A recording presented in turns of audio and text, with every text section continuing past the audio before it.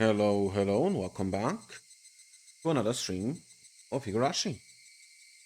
Interest looking a bit suspicious. Okay, no, it seems fine. All right, last time we started, what's it called again? Himatsubushi, which has been very different. Different main character and, well, kind of a different setting. It's several years before the start of Higurashi, the other three chapters, when the dam protests were still a thing. So 4 or 5 years probably before the main character. Since the murders have been going on for 5 years, it should be five. I'm not 100% sure. We are essentially currently playing as a cop, not really, a guy from the Public Safety Division. Seems like, I don't know, kind of a cop, kind of something like a FBI agent, something like that. And the Minister of Construction's son got kidnapped. Various dudes were sent to various organizations to check who may be doing this because the minister is not telling them. The police or the defense unit, whatever it is. And main character got sent to check on some environmental group, maybe terrorists, which is the Hinamizawa, well, Onigafuchi Guardians, who are against the dam here. And yeah, it's them. They did it. He doesn't know yet, but yep, that's correct. Nobody really thinks that it's them. They don't have the capability, but he's quickly finding out they kind of have the will and possibly the capability. In the last episode, we were in this town as a tourist scouting it out, and were followed by, okay, let me just, a phone rang. Woke up in a hurry. The clock read 9 p.m. Damn it. Slept past the time I was supposed to report in. Picked up the receiver. What's it called?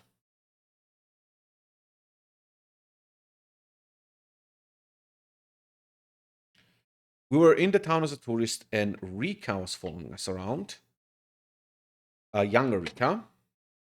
And she seems like she has a split personality or something like you know how it goes with this Higurashi already.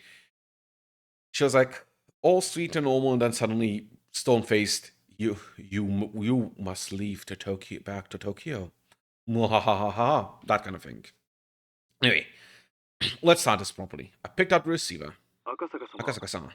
You have a call from outside line. Shall I connect you? It's from a coworker named Kano-sama. I knew it. I didn't call in, so they had phoned me. Sorry, please put them through me. Understood. I'll connect you, so please hang up the receiver for the time being. I had put down the receiver for a few seconds, the phone began to ring again. Yes, hello. This is Akasaka. Akasaka-kun. This is Kano. Good work out there. You didn't call me for your regular report, so you called instead. What's the situation? Leaving the lectures for later, my senior coworker got straight to the point. Today I went to the village proper. Under the guise of a tourist, I managed to establish contact with the mayor and several other core members of the Guardians. Wasn't able to ask them anything, but I left a good impression and was able to make a bridge for my investigation from tomorrow onwards. I see. It looks like things are going smoothly. Akasaka, you seem rather naive sometimes, but that might have worked in your favor. Guess you made some good progress for now. I don't have the experience to make a comparison. I don't know if it is that good or not. I think things went well for the day, though. Do you find out anything anything from the prefecture or local officers? Does it look like the Onigafuchi Guardians is unrelated to this incident? Still no. I should have been able to say that immediately. I only had to say that, but for some reason I hesitated. I'm still investigating, so I don't know what to say yet. I see. Could you let us know as soon as possible? I think you understand, but after tonight, I'll have been a full 4 days since the kidnapping happened. You don't set a time limit. It's obvious that time is not on our side. I think you know that. Yeah, I know. I'll investigate a little quicker while still being careful about it. Okay. Be sure to look after yourself. You're dealing with a violent organization here. Might be dangerous to let your guard down. If you feel that you're in danger, contact me immediately. In that case, I can get the local public safety office to prepare to help you. Thank you. I'll do my best. Anything else to report? But several bits of supplementary information. At the very end, I decided to ask. How's the investigation going on your end? Everybody's doing their best, but we're not making much progress. After all, the number of organizations we're investigating is vast. So if you find out the one you're investigating is in the clear, we'll have you return to Tokyo to assist some of the other officers. Chief is saying to dig up what you can on Gafuchi, or I think a residential anti-gun protest group has any relation to the incident I had. Saying someone out just to investigate a single group makes me cringe, really. At this point, he was just complaining. He was telling me to stop taking time enjoying my trip, to finish up and get back quickly. I'll try and resolve this as soon as I can. Thanks, I'm counting on you. Well then, if there's something else, I'm hanging up. Okay. That's all I have. As we were ending our call, he scolded me thoroughly for being late with my regular report.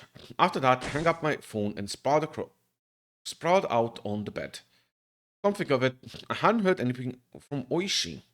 He was supposed to contact me about a time and place to meet with the informant tonight. Thought about getting angry with Oishi in retaliation for being scolded for forgetting my daily report. Come to think of it though, Oishi didn't really say anything other than he was going to call me tonight. Waiting for a phone call when you don't know what time it was going to come was in itself rather difficult. Just when I found out the phone rang, I picked up the receiver in a hurry. Hello?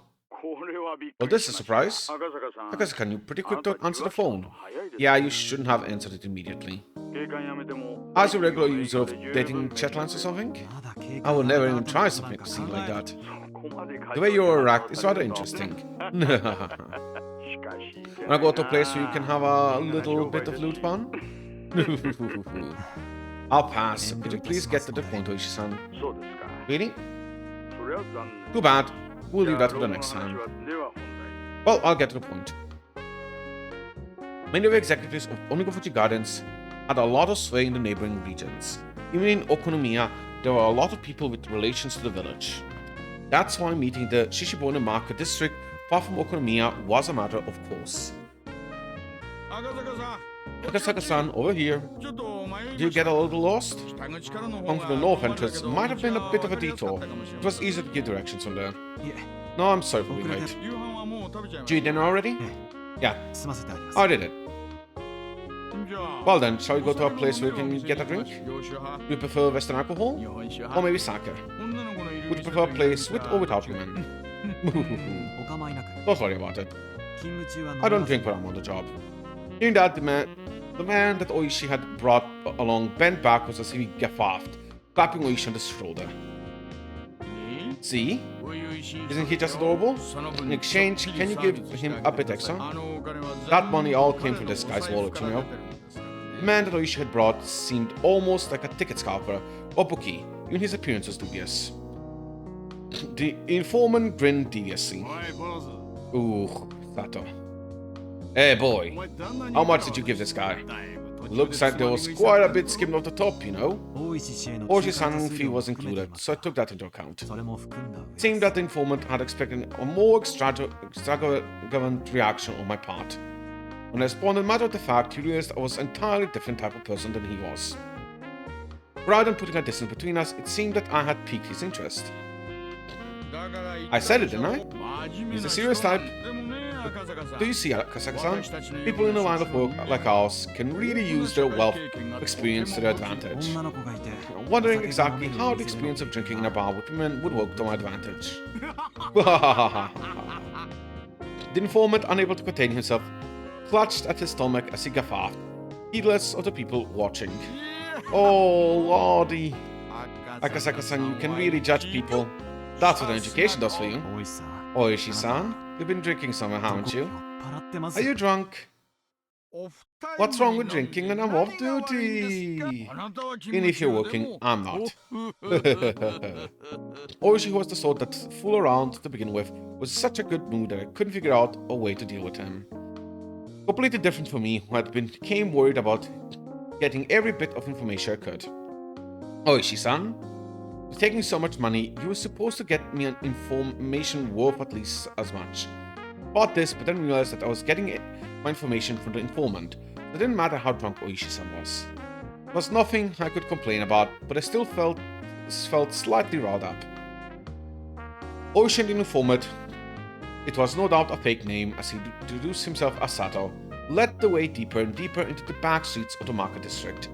Even though the market was bustling, a couple of turns off the main street, and you were in a desolate alleyway. Oishi started climbing a set of stairs outside of a seedy building. There wasn't any sort of signage, so I couldn't tell if the place was open or if it was even a store at all. Don't worry, this isn't a dubious place. Those words came from Oishi's mouth, had absolutely no credibility. Behind the door was thankfully a typical Mahjong parlor. I was relieved that it wasn't any sort of suspicious place I had been on my guard about. Bot! Ooh, double bot! 2 bots just got murdered. Welcome, welcome. Oh, Ishii-san, it's been a while. Want to join in? There'll be a free spot soon. No, I'm here with a group today, so it's fine. Oh, sorry to keep you waiting. Mahjong is a game played with 4 people. Seems that a middle-aged man who was going to be our 4th had already arrived and is waiting for us. You're late, Kurado. I was just talking about going home. Oishi made an excuse for why he was taking so long. Eventually realized that I was a new face, the other man grew interested. That's Akasaka-san. He's a rookie who came all the way from Tokyo on assignment. Don't have high hopes for him. Boy, can you play Mahjong? Well, I played a bit when I was still a student. Suddenly the old man cackled in unison. Plot to sucker me out of my money was painfully obvious. But you'd be a bit tired for your assignment, leaving your edge all the time. Doing your own edge all the time. So I thought I'd give you a night to cleanse your spirit. I know asking this now might be stupid, but we're all police, aren't we? Well, let's not talk about that. Loosen up a bit. We won't actually gamble or anything. We're just deciding who's going to pay for everyone to go play at a very nice place afterwards. Go play? What kind of place would you be doing that? Without reservation, the 3 of them started suggesting places like cabarets, high-class clubs, and even brothels. At the very least, they're all the types of places that you couldn't go to with money that was just for funsies. Oishi-san took all my money the other day, and I also have to work to do, so I can't stay for long. Then all you have to do is win. If you win, then you won't have to pay for this table, and you can talk to Kurado about work or whatever. No matter what happens, it seemed like they were intent on playing my Mahjong for free. I would have to fasten my resolve a bit. If I was going to be underestimated like this forever, it was going to get in the way of my work. I understand. Then I'll play with you guys just for a bit. If I win, you guys don't get any money or go to any of the other places, and we talk about work right away. Yeah, bring it on. If I win, we head straight to the Blue Mermaid on Flower Road. Or that place where the girls dress up in gym clothes and maid uniforms? That old leech here likes that place too. Of course we're going to hop between all the places where they keep the girls coming. Sup. What about you, Sato-san? I prefer a place where you can drink quietly. Like a nice, quiet place with a bunny girl? Last time when drinking, you pulled the tail right off the bunny girl, didn't you? Didn't you end up having to pay for that? The owner started a bottle of Don Perignon on my tab and called it a tailoring fee. What a lively table this was. I could tell the other customers were glaring at us while loudly continuing our crude conversation. Speaking of which, the fact that they assumed I was the same was a bit disheartening. Oishi had taken all the money I'd brought, so everything I had left was out of my own pocket. In addition, there wasn't that much left of that either. I kept on hanging around him like this, though his goading, my wallet would disappear into the night. I had to somehow win and return the conversation to my job. These people, no matter how you looked at them, were pretty good. Sorry, Yuki. Well then, I'll just call Richie here. Well, the old man and Sato probably won't fall for that silly Richie. I wonder if Akasaka-kun will spit out what I need. At any rate, Kuroda's hand is probably holding something like that, huh? In that case, this one ought to go through. There! Oh-ho! The old man was pretty good. He's quietly trying to use one of my safe tiles to complete his hand, isn't he? It seems like Akasaka-kun has at least learned the ropes when it comes to guarding against someone's Richie. But that will be his downfall. What's wrong, boy? Would you hurry up and discard? If you're not sure, anything but Kuroda's already thrown away should be safe, no? Oh, Akasaka is really fretting over this one. It was glaringly obvious that he had a safe tile to discard. He didn't want to throw it away because it would move him further from completing his hand. They're so nice when they're young and innocent. Come on, hurry up and throw out the kicker. If he gave me the winning tile, we'd be heading to an establishment where I could do with all sorts of licking and sucking. If he gives the old man his winning tile, we'd head straight to the place with maids and bloomers. This will go through, right? He looked as if he hesitated out a tile that was, too bad. Oh, hey, that's dangerous tile, you know. Frodo, does that go through? Yeah, it will. Seems that this time you're lucky. But as long as the round kept going, I could still win off the draw.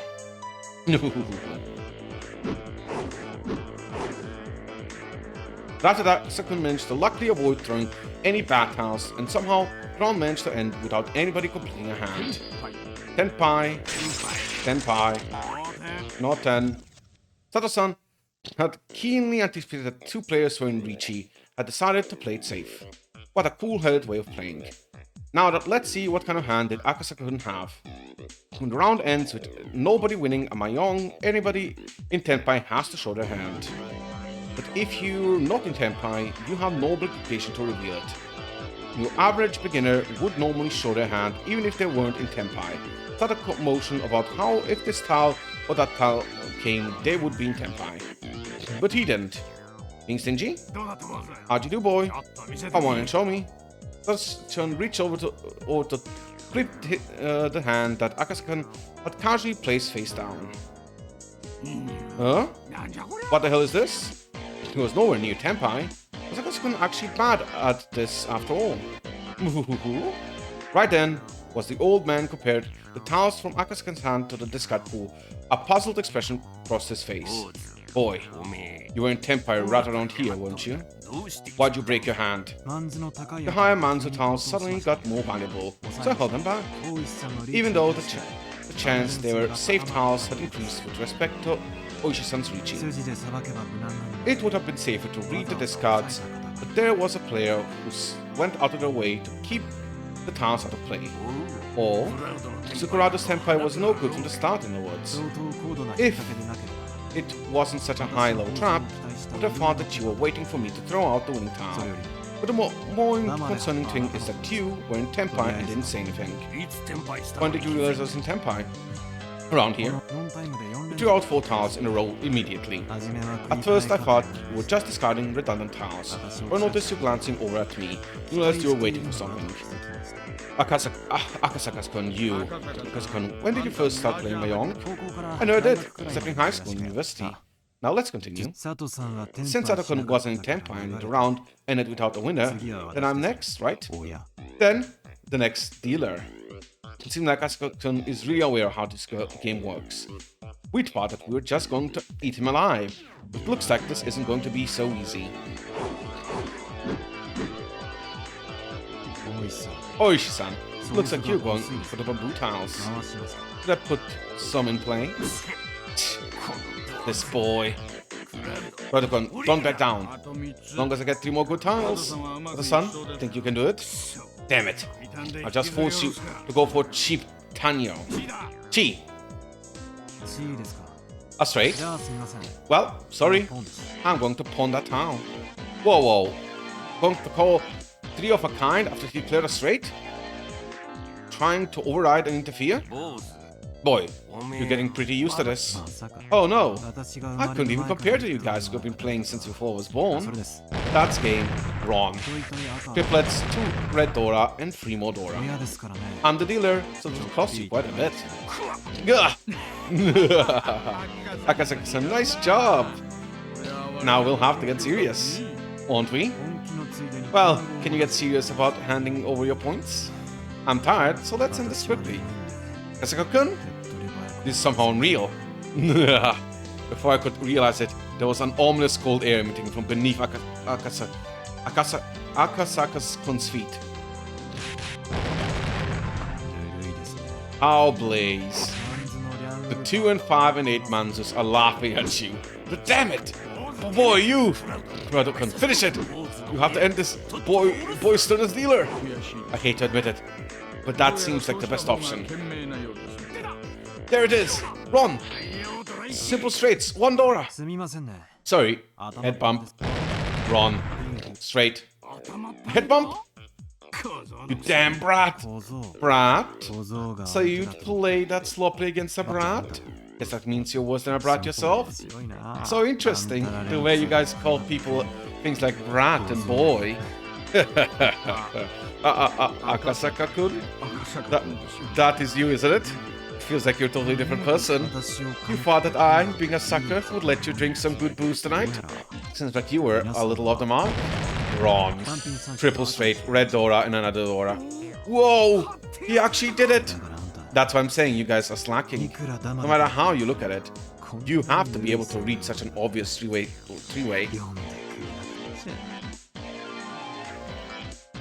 Akasaka-kun chuckled as he rested his chin in his hands. That pose was so fitting, it was almost scary. Hey, Kurado, this isn't what we discussed. Who the hell said he was a naive sucker rifle picking? Ah, no. Who could it be? Oishi-san, this is bad. If he keeps going on like this, we're seriously going to lose. Akasaka-kun, you can make me go serious. Looks like you really want it to be milk dry. Pon. That sounds nice. One more time. Pon. Akasaka-kun was almost singing at this point. The towels that he had open were all pin towels. You can't be serious. Are you really going for a flush? Pon. Boy, are you right in the head? You've opened for 4 sets. You only have 1 towel left, you know? That's right. Did you know? Waiting for a single towel is the hardest thing to read. Are you an idiot? With that much on your hand, you don't think we'd give you the towel you need, do you? No. I know what you're doing, Akasaka-san. That's not a flush or a half flush, is it? The fact that you call pawn 4 times means you're in position for an all tripled hand. Right now, you're far and away in the lead. You're trying to show a flush, and God isn't giving you triples, aren't you? If that's what you think, want to try throwing out some pins? The left 5 towels in your hand, Oishi-san. They're pin towels you're reluctant to throw away, aren't they? Why don't you try discarding them in order from the left? You must be joking. Is he a mahjong god? If not, he had to be the main character of a manga or something. At that moment, the old man sent me a sign on the table. The message was simple and clear. Brado, do it. Crush him. I don't like to cheat against kids like this. Idiot. You're being disrespected like this. You can't pull back now. Well, I'm responsible for what happens, you know. Go ahead. Here we go, boy. Richie will go open. I'm waiting for 147 of pins. Most likely, the tile that Akasaka-kun was waiting for was one of those tiles. With this, Akasaka-san was no longer capable of winning the hand. When I drew from the wall, I switched out the tile that Akasaka-kun would draw. The tile that I put in was the 1 pin. One of the tiles that the old man was waiting for. Akasaka-kun discarded it a little while ago. There was no threat of it being the one he needed. Come on, it's your turn, boy. I knew he was troubled that the tile he drew was the 1 pin. Of course, he couldn't discard it. Boy, you must be aware, but if you discard it on open Richie, it's worth the limit, you know? You don't have to tell me that. The tile that came from Akasaka's hand was an honor tile. Phew, ain't that something? There's only one north wind tile left, isn't there? You're counting on a really rough wait, weren't you? But with this, Akasaka's fate was decided. Brat, you're lucky you're safe. But your hand only has a single tile. You think you'll be able to run away the rest of the round? So it's going to be like that. You can glare at the old man with a discerning eye. This guy had some pretty good instincts. Did he figure out we're cheating? Let's stop this. He's gonna step or two ahead of us. Fool! You think we can stop after we came this far? Next, make him draw it. Next Akasaka drew was the 7-pin. With that, it was settled. No matter which one he discarded, he'd play right into the old man's hand. An unavoidable full payout. When I drew with my tile, I sneakily swapped Akasaka-san's. Achoo! Crash. What? Skan suddenly sneezed, collapsing the wall of tiles in front of him. Hey, what are you doing? So I accidentally knocked over the wall when I sneezed. There's a penalty for that, right? I'm the dealer, so 4,000 already? Or should I pay a deposit? Unable to hold back, I guffawed. Akasaka, knowing he was going to be cornered a second time, unable to escape, he took the drastic measure of knocking over his own wall. You're a good boy to get away from a full payout like that. Oi-san, could you not bother putting me in such an obvious trap? If we were at Baba, this would have been the point where I flipped the table. Oh, no. Sorry. I underestimated you. For some reason, you're really good, aren't you? Answer me honestly. You got a lot of experience when you were younger, didn't you? You played quite a bit around Veseda and Takanobaba. Place if you could ban me from winning too much.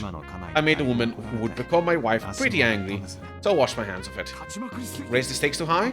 How much were you playing for at the time? Depends on who I was playing with. But I had an almost perfect record playing at Kabuchiko. Especially since when I first played against a certain crowd, my life was on the line. 20 times? What kind of stakes were those? Did you have Yakuza at your table? Or pro baseball players? What's this? Brother, you buffoon! Where did you pull this guy from? He's practically a professional. I give up. Jeez, Boyd's showman. I surrender. Thank you very much. It was an honor. Oh my. Akasaka, your personality really changes when you play. Why do you even have a day job? You'd have no problem living as a freelancer. To be a pro young player, you need both talent and luck. I didn't have anything like that supporting me. Luck is luck. With somebody of your skills, I think you'd be able to make it pretty far. Normal luck doesn't cut it. Kanga can, and one time out of 3, you can aim to win on the next drawing with 4 Dora. That kind of luck. Akasaka, if you can judge something like that, you're already bordering on supernatural. No, there's plenty of people who can do that without cheating or superpowers.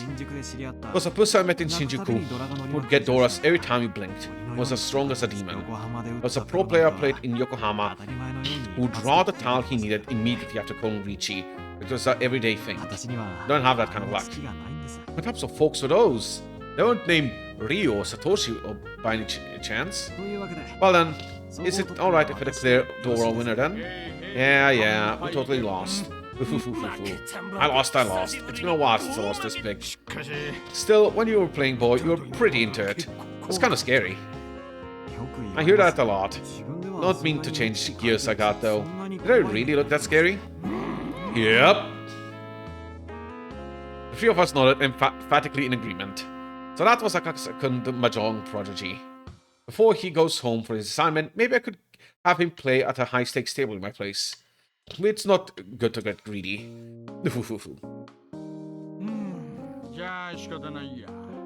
Well then, nothing for it. It was a promise.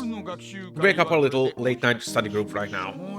So about this, old man, that's it for tonight. Nothing you can do. I'm going home to sleep. My body won't last like this. Problems at work? Oh, he's a foreman of the primary construction site at the Hinamizawa Dam. He's butting heads with the residents every day. It's a rough business. Around next year, I might be in charge of the second site as well. I heard that Kuroda-san was pissing blood. He won't be able to hold on much longer. Oh, so he is the guy that got murdered and split up into pieces. You'll be alright, old man. You scholastic in looks. I'm not exactly a saint, you know. There's times that just make my blood boil. Especially can't stand dealing with that bratty dado Sonozaki's. I think one of these days I'm gonna rearrange her face. Now. At least the pay is good, right? I heard the wages were pretty exorbitant. Of course they are. If the pay was cheap, no one would hang around that god-awful job. Hey, Kurado, exactly when are the police going to tell all the villagers to show off? There'll be a notice of eviction from the government, right?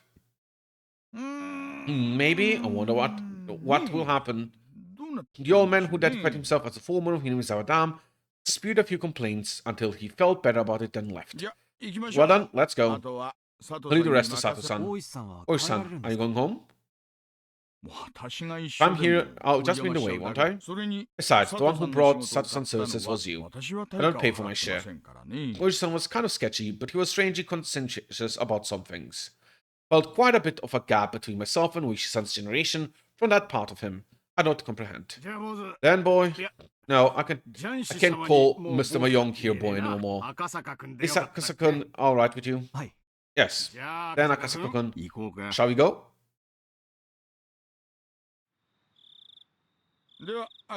Well then, Akasaka-san. Later. If you're having trouble, you can count on me anytime. I don't have any money to pay you, you know that? Okay, if you go easy on me next time, we'll be even. Yeah. Oishi-san, seemingly still not having had his fill of playing around, but without overstaying his welcome, disappeared into the night. Higurashi, when they cry. We're doing... This was the Mahjong chapter. It's going to keep going. But it's the Mahjong chapter. Okay, let's see what the informant gets us. I'm guessing that's one of Satoko's parents. The informant named Sato had me get into his car before he set off. He favored narrow roads and made numerous short left turns. Checking if we're being followed? Yeah, you know a lot about this. Checking to see if you're being tailed by making left turns was a rather classic technique.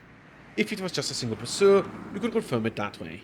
But if you were being tailed as a team, this archaic method wouldn't let you shake them. Of course, doing it anyway was better than not. I didn't hear anything from the boss as to who you are, Akasaka-kun. Wait to the police? You're familiar with checking for being tailed, the only possibility I can think of is something like a private detective. If it's not something I have to say, I'd like to refuse to answer this question. My. Ever since we played Mahjong, you seem a lot more mature. I wonder where the hesitant person went from the first time when we first met. Smiled dryly. Looking back now, I had to be a little grateful for being made to play Mahjong. Thanks to that, I was able to relieve some tension. Eventually, Sato confirmed that there was no cars following us, slipped outside the city. We were all on a pitch-black road and unable to see anything besides the light outside. The only thing I was able to hear were the hums of the car's air conditioning and the chirping of insects and frogs. Heard from the boss that you want to hear about the Hinamizawa village, yeah? Like about the old houses known as the three families who controls the place, or the right now, it's pretty much the Sonozaki family running things. If you know that much already, I'll cut to the introductions. Then if you would, can you confirm or deny if Yonegofuchi Guardians involved with the kidnapping of Minister Inukai's grandson? Sato-san checked the rearview mirror one more time to confirm this wasn't anybody behind us before speaking. Last night, the Sonozaki main house held a family council. Did you hear about it from the boss? No. If it's a normal meeting, then it would just be all the relatives coming together or a nice cup of tea or something. But a family council held when the main house isn't quite so relaxed. A family council met with the Sonozaki main house. That would be a meeting between those who truly controlled Hinamizawa village. They wouldn't be talking about private family matters, it would be about the village as a whole. About organizing activities against the dam project. Among other things, everything would be decided there. In reality, they're deciding the fate of the village. At the head of the meeting was Oryo Sonozaki, more or less called Empress Sonozaki, As the ultimate decision-maker of the clan, she was to be feared and respected. Infirm with old age, she was able to stand on her own, but her words carried enough weight to sway the fate of the village. It seemed that lately she had grown weak, and on days where she wasn't feeling well, remained bedridden.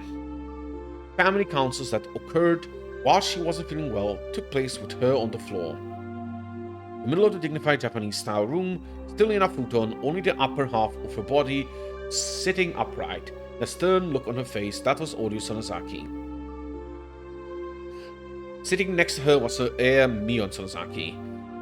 She was still young. No, young wasn't quite the right word. She was a girl who remained childish. Her role was merely to sit beside Orio Sonozaki, such as responding to her requests. However, she was the only one deemed worthy to succeed Orio. She had the same hawkish eyes, enough to give pause to anybody who so much as looked at them.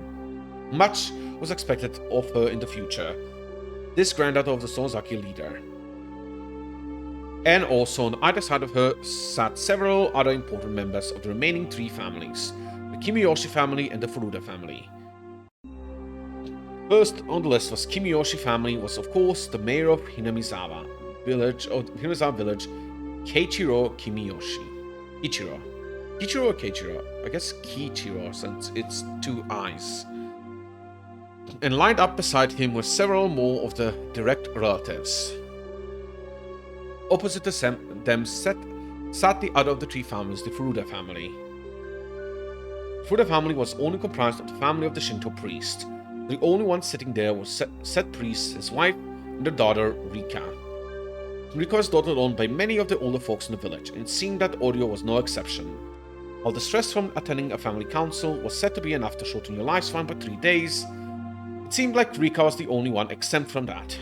No matter how charged the atmosphere was around her, she paid it no mind, instead humming along as she doodled in her sketchbook. In fact, the night before, lying on her stomach while humming and doodling, she nonchalantly tucked her legs into Orio's futon like it was a kotatsu. All this was the three families, and all around the room, lined row upon row, were relatives of the Sonozaki family.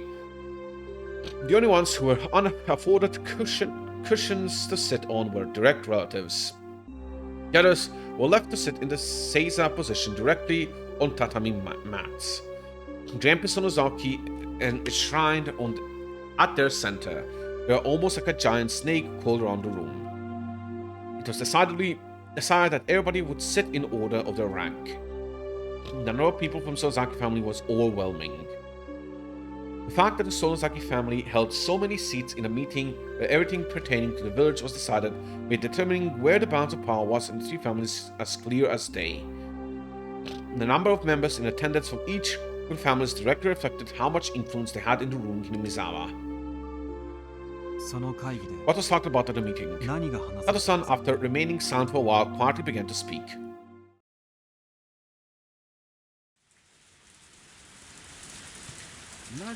Was our monetary gift of appreciation to the media a little large? Breaking the long moment of silence was the head of the Kimiyoshi family, Kichiro Kimiyoshi. The Onagafuchi Guardians wasn't a business. They were nothing more than a private organization pushing for the cancellation of the Hinamizawa Dam project, no reliable source of income. Fundraising had always been a problem. When they first started operating, they had managed to collect a sizable amount of funds through donations. As the conflict dragged on, the amount was steadily declining. This is an era where you can get what you want just by throwing rocks. It's very important you don't underestimate the power of the media. You want that to borrow some of that down the road. The expression of the people with the Sonozaki family was sullen. As the ones who suggested that they should borrow the power was the main... As the one who suggested that they should borrow the power was the family head, Orio Sonozaki. The battle wasn't just about the force of arms. In the civilized age, there were civilized methods of fighting.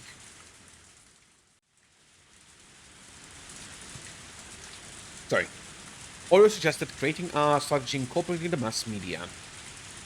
Orio's foresight was spot on, and the effects of this plan, while at first unclear, slowly began to manifest. If the physical confrontation at the construction site was meant to delay progress on the dam, even one day, then the propaganda war using the media was aimed at attacking the dam project itself. At first, there were those who had doubts about the strategy. There was nobody now who called those results into question. Old but certainly smart. In order to maintain those media ties, a colossal amount of money was required. As long as the amount of funds they had was abundant, things would turn out fine. It couldn't be argued that it was a massive expense. Results spoke for themselves. But with the conflict continuing to drag on, the circumstances had changed. The head of the Sonozaki family, no, the one who sat on the pinnacle of the Hinamizawa families, Oryo, had suggested the idea, so it was already untouchable, and continued to be allowed to drain from the budget. Nobody acknowledged that it should be allowed. Nobody could say anything. That was the price of dealing with the mass media. What do you think, Oryo-san? The only person who could object to a plan proposed by the head of the Sonozaki household herself was probably Mayor Kimiyoshi. Oryo was a hard-to-define expression on her face, as if she had severed herself from the fetters of mortal emotion, simply listening quietly to Kimiyoshi's words. But really, it was hard to tell if she was quietly listening or didn't even have intention of listening at all. Last year, we went through a lot of trouble getting people to wrap their heads around the price hike on the bulletins we were putting out. We convinced them that it was just one time. It just wouldn't do if we had another one this year. Right, Broder-san? The mayor looked at the priest and his wife for the family confirmation. The priest gave a vague expression, avoiding a prompt in response. But his wife gave an answer without a second thought. That's right. The cost of bulletins are a particularly harsh burden for the poorer families.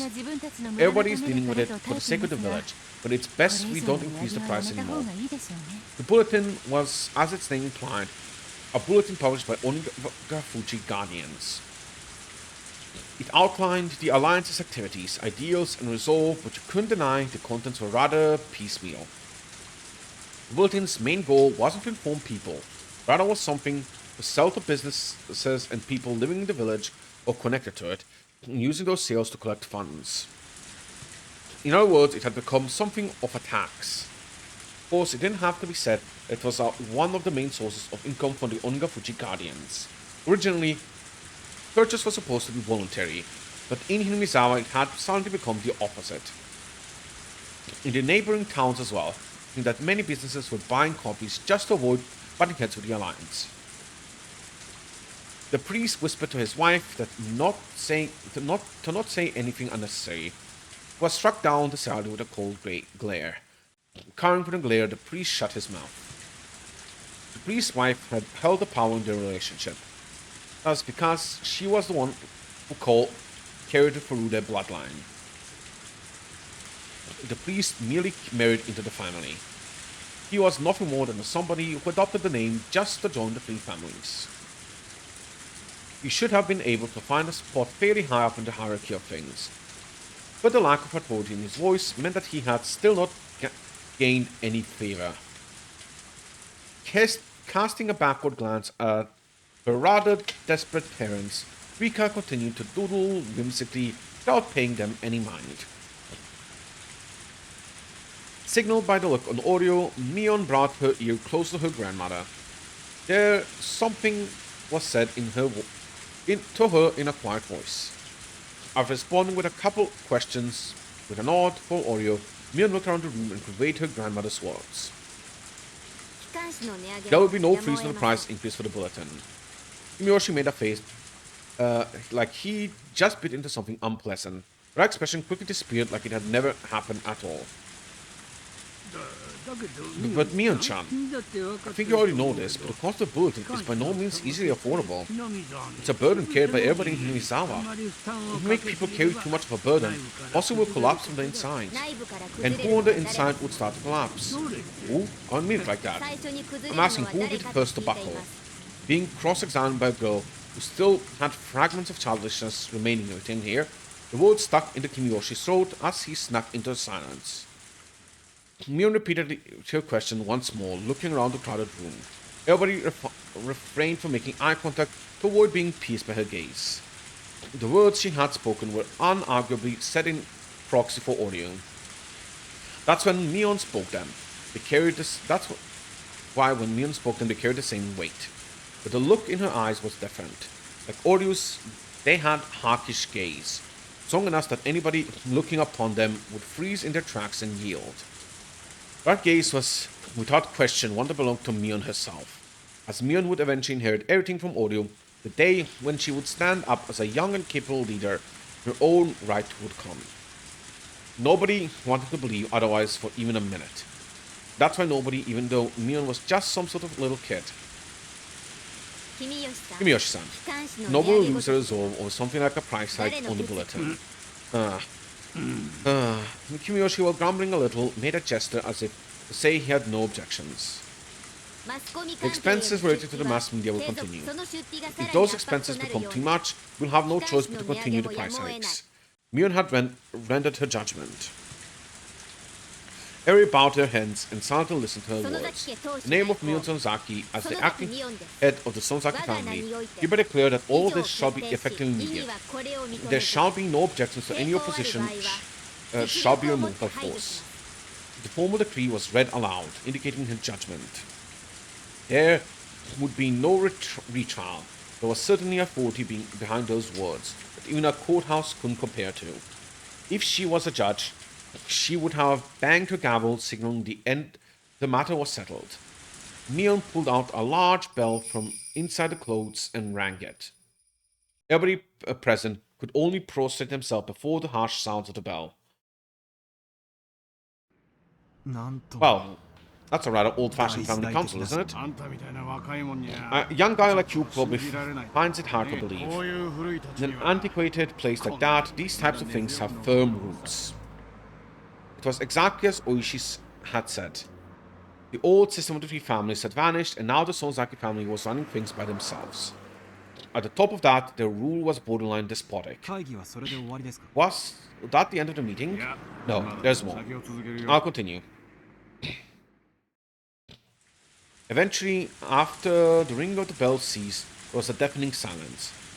With a lot of the line, a low man shuffled close to Mion and whispered something in her ear. Mion asked several questions quietly in response.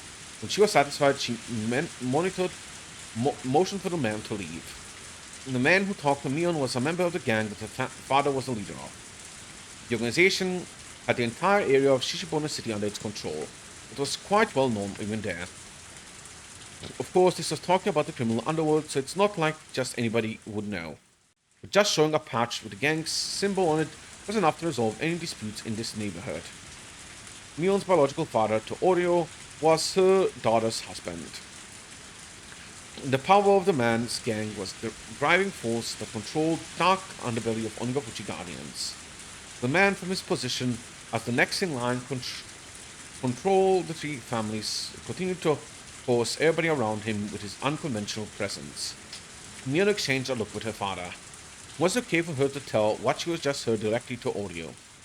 Looked like she was asking him that question. Father gently but firmly nodded in response. Mion also nodded and standing up to Audio and informed her of something. Eventually, Mion finished conveying her message, separated herself from Audio and fixed her posture, waiting for Audio to signal her response. It wasn't often that Audio showed any emotion. That's why when she started to laugh quietly, a vague sense of unease crept over everybody in the room. That's quite a conundrum, isn't it? Audio was laughing so happily that Kimiyoshi had to hesitantly ask. What is it, Audio-san? If this land is like a mother to us, then this business with the dam is like somebody threatening a mother's life, isn't it? Kimiyoshi, unable to comprehend the meaning of the words, looked confused. Audio, with a wide face, turned towards everybody and addressed them in a clarion voice. The minister behind the dam project is apparently rattled over a kidnapping of his grandson. That makes us even. That's absurd. Information on the kidnapping of Minister's Inukai grandson shouldn't have leaked from anywhere. How did they know? Even if we didn't know much about the kidnapping incident, exactly how did the antiquated household so far from Tokyo come to know it fit? It was a tranquil place, but I couldn't help but have an uneasy feeling about Hinamizawa village. At some point, I had mentally filed this place away as unrelated to the incident at hand. That mental paperwork had just blown away in the wind. How did the Umineko Guardians know about that? Other-san, unable to come up with an answer, fell into silence. I'm sorry. Please continue. Sure. The Minister of Construction's grandson was kidnapped. Audio-san, is that true? The mayor of the incident was nowhere to be seen in the newspaper or TV. But it's not the mayor. That major incident, whoops. But in Hinizawa, there was nothing strange about Audio knowing something that the rest of the world didn't. Our pain is the pain of losing a mother. I don't think it completely makes up for it, but the pain of losing our grandchild. You have to bear it with that for a bit, don't you think?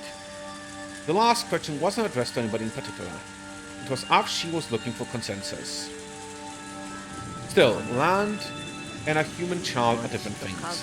I don't mind hiding him here. I want no harm to befall him. The child isn't to blame. Make sure to keep that in mind.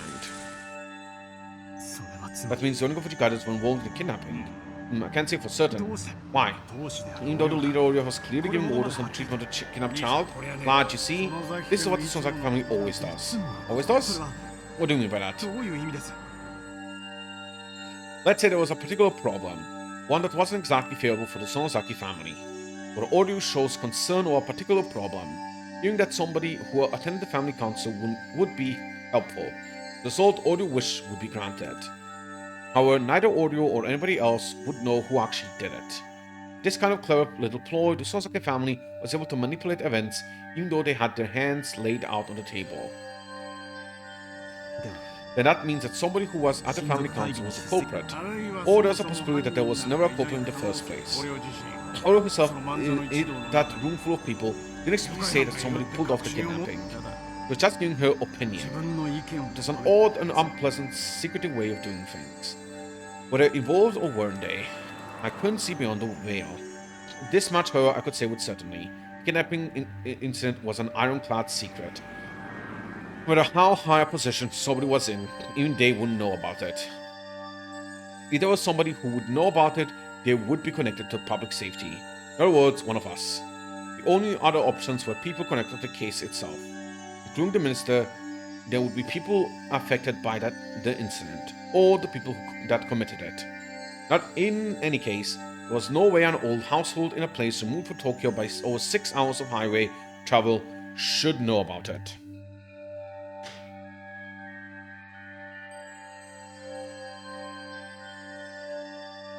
Then knowing at all was already strange. My suspicions began to accumulate, like falling snow. That's as much as Oreo said in regards to the kidnapping. Hopefully, what you wanted to find out was in there. After that, it's up to you. I don't know what kind of work you're doing, but if you're going up against the Sonozaki family, you'd best prepare yourself. Oishi might be fearless, but even he's been attacked 2 or 3 times. He hasn't been wearing it lately, but at one point was wearing a stab-proof vest while off duty. Oh? Thanks for the warning. I'll be careful. Speak pretty well. Are you from Tokyo by any chance? Huh? What's your point? Investigators were always close to danger. It's best not to divulge any information on my son. Your job. Could you possibly be someone from Metropolitan Public Safety Division? Huh? Couldn't remain silent here. It would be the same thing as admitting it. Huh? No way. This wasn't accounted for in the money I got for the boss. But as somebody who played the same table today, I'll give you one as a freebie. After Oreo talked about the kidnapping, there was one other topic that came up. Another topic that Oreo brought up. And right before he told me this, Sato-san asked if I was from the Metropolitan Public Safety Division. In other words, wait, those 2 things caused a chill to run up my spine. So you see, that in order to investigate the kidnapping of the prince's grandson, there's word that there will be an investigator from the public safety dispatch all the way from Tokyo. An investigator from the public safety? They can't be reckless and make a big deal over the kidnapping. It seems the Metropolitan Safety Department Division is investigating this on their own. Ain't that grand? What is it? Rika, who had been drawing the entire time, was completely uninterested in the conversation up until now. Look at Oreo with an interested face as soon as the topic of public safety came up. Did the Metropolitan Police come? Oh, so Rika-chan knows about the Metropolitan Police Department. That's very admirable. Who came? Is there somebody that knows what kind of guy from public safety came here? Neil's father raised his hand slightly. I hear that it's a nice young piece of fresh meat. Fresh meat? Is it nice and tender? Yes, it is. Fresh meat. Mion's father smiled wryly as he answered Rika's question. Tender and tasty? Yeah. Tender and tasty! Rika smiled with interest. Why did Rika suddenly act interested only when it came to this topic? That was a question that apparently nobody had an answer to.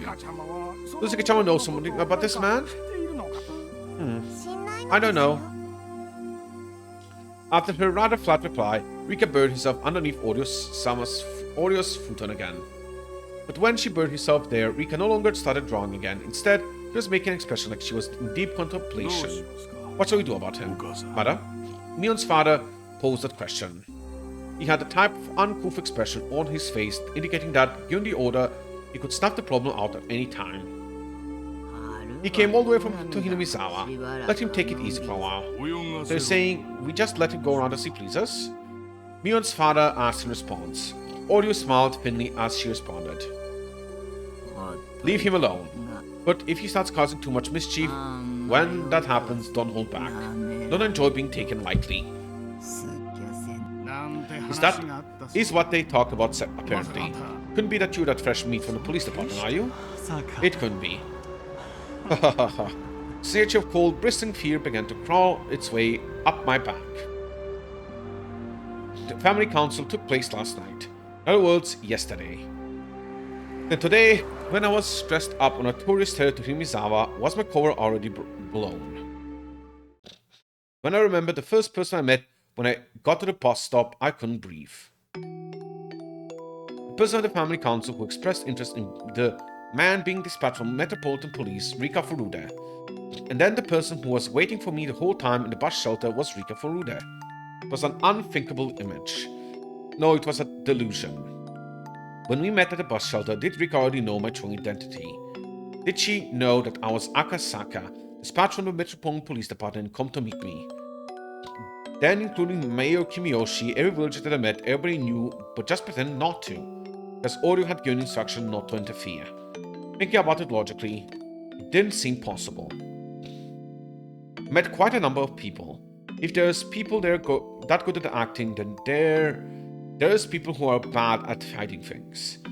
If there were that many people, that should have been somebody among them who knew I was for public safety, couldn't hide their hostility. However, I didn't feel any presence like that. But then, even still, why did Oreo tell them to leave me alone? Was it because if they were careless about it, I would only raise more suspicion? It would only raise. Or was it because they believed a rookie like me wouldn't be able to find anything? Akasaka is a coward. Recalled the strange voice that could only make me believe that Rika-chan had been possessed. That unknown entity, no matter how you looked at it, knew my true identity from the get-go. And then how did it warn me again? That's right. Warn me to hurry up and go back to Tokyo. Instead of the realistic worry that Onigashima Gardens had discovered my true identity, the absurd worry brought on by the unknown glow stuck with me more. What exactly was that girl? What was the thing I would eventually regret? That mysterious girl, Rika Furude.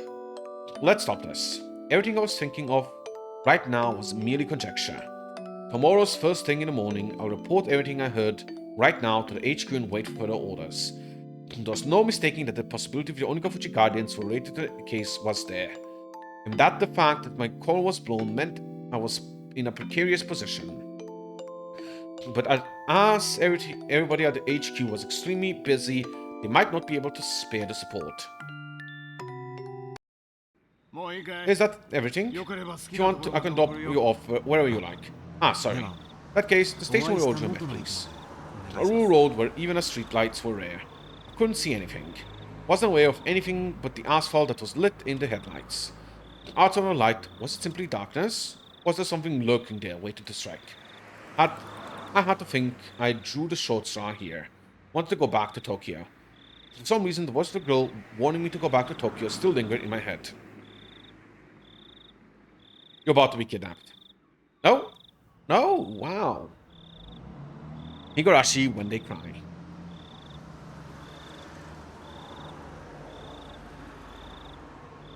Bro was doing a good job. Oh, tips. New investigation runs aground. What's in the box? And I missed it. What's in the box? And the glint in the demon's eye. What's in the box? What's in the box? I'm sorry. The investigation runs aground. Yeah, yesterday when we met at a restaurant in Ginza, the topic popped up.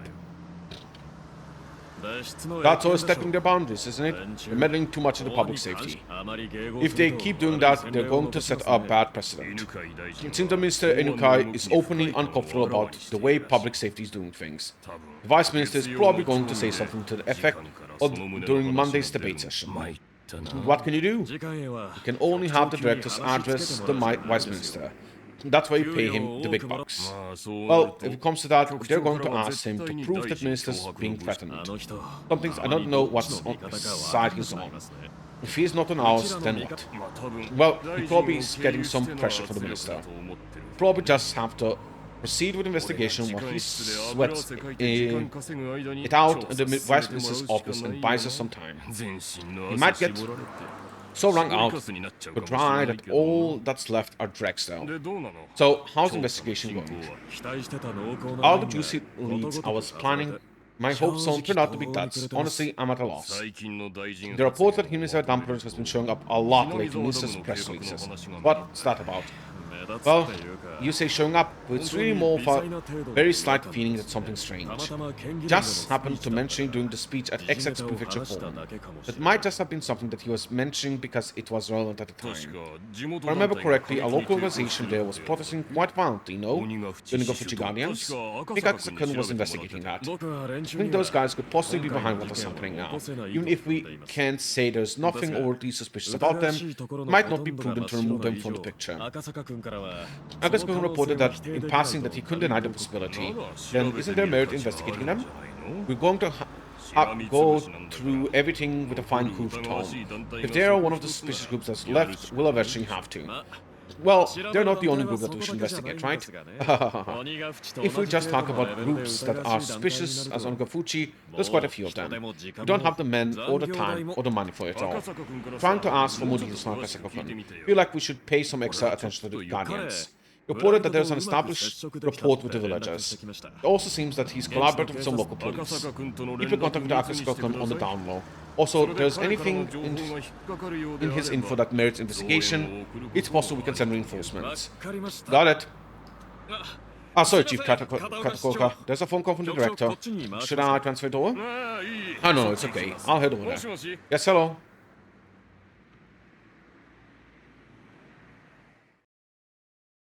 What's in the box? Do you believe that there are choices in life?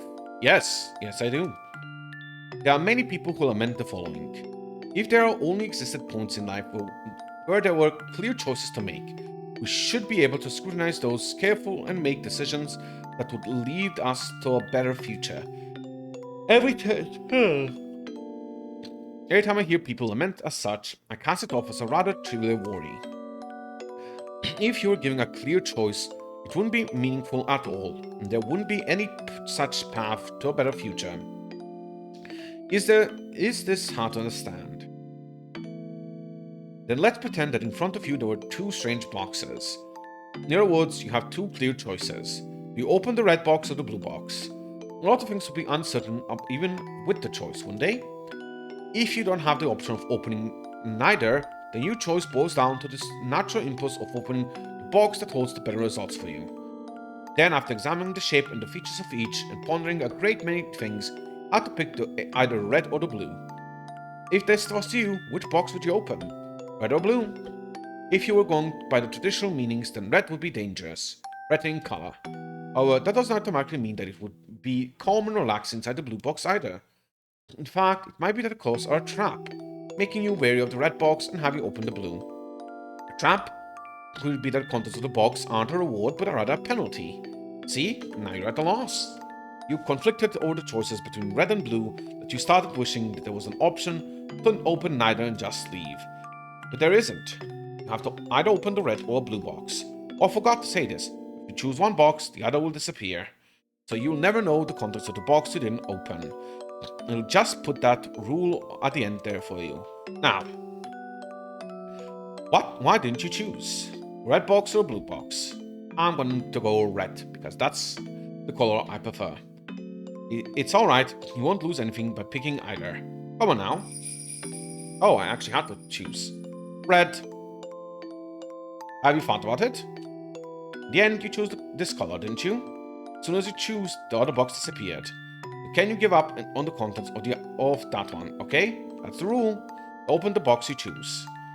The inside of the box was a piece of caramel. I know you're a little disappointed. Well, that's only natural.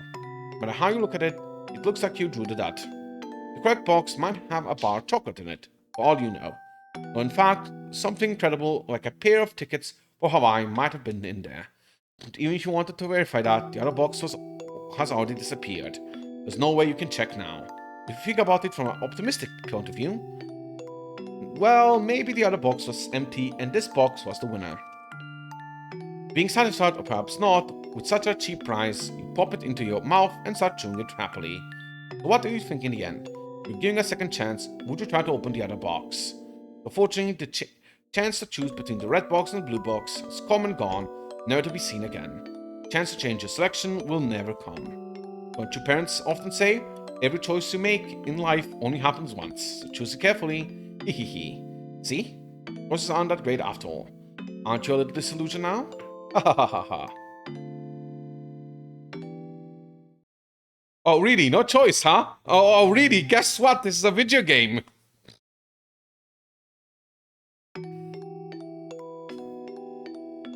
Oh, what is this fast forward button? Get fucked, blue box! Have you thought about it? You chose this call, didn't you? As soon as you choose, the box disappeared, give up the contents of the other one. That's the rule. Open your box. The box there was a stick of chewing gum. Right, that's all. That's the contents of that box. You might have made the wrong choice, but seeing them together, yep, same thing. Haha, I saw both! Get fucked! Okay, glint in the demon's eye.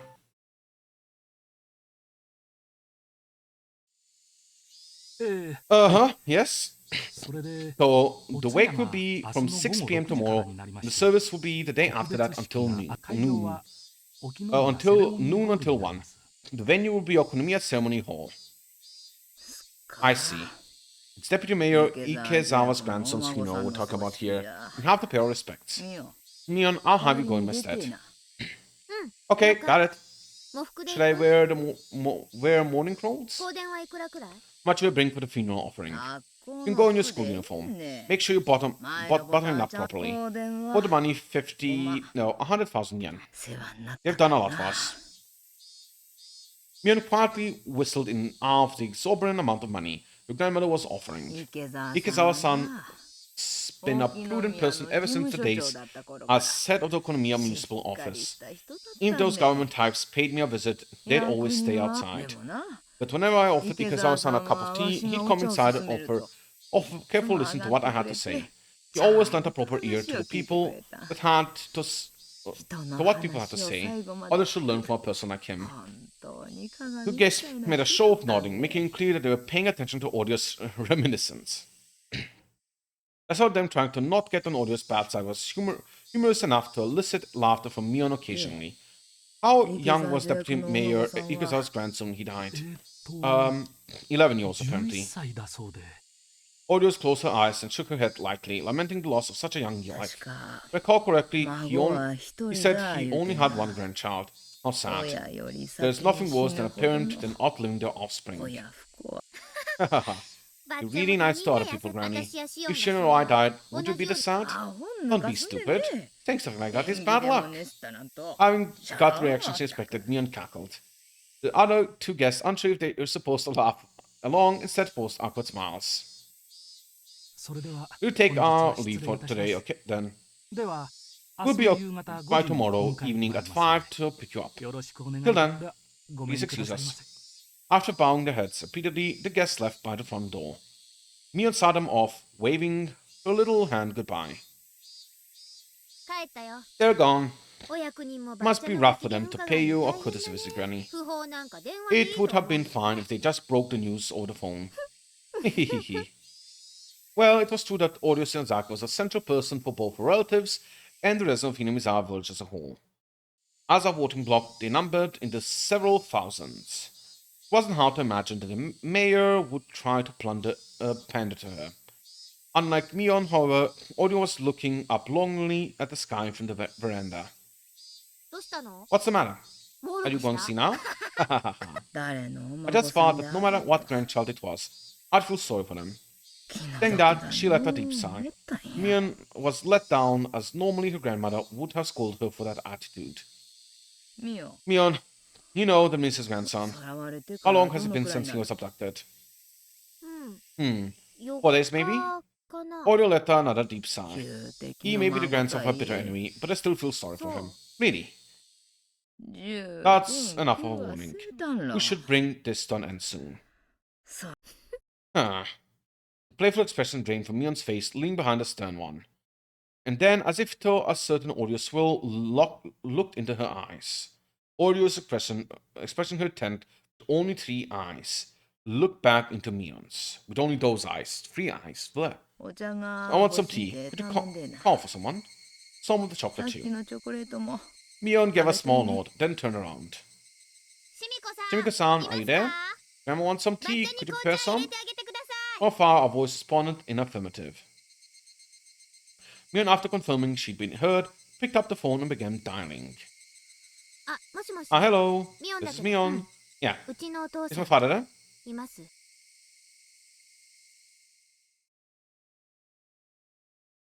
Interesting.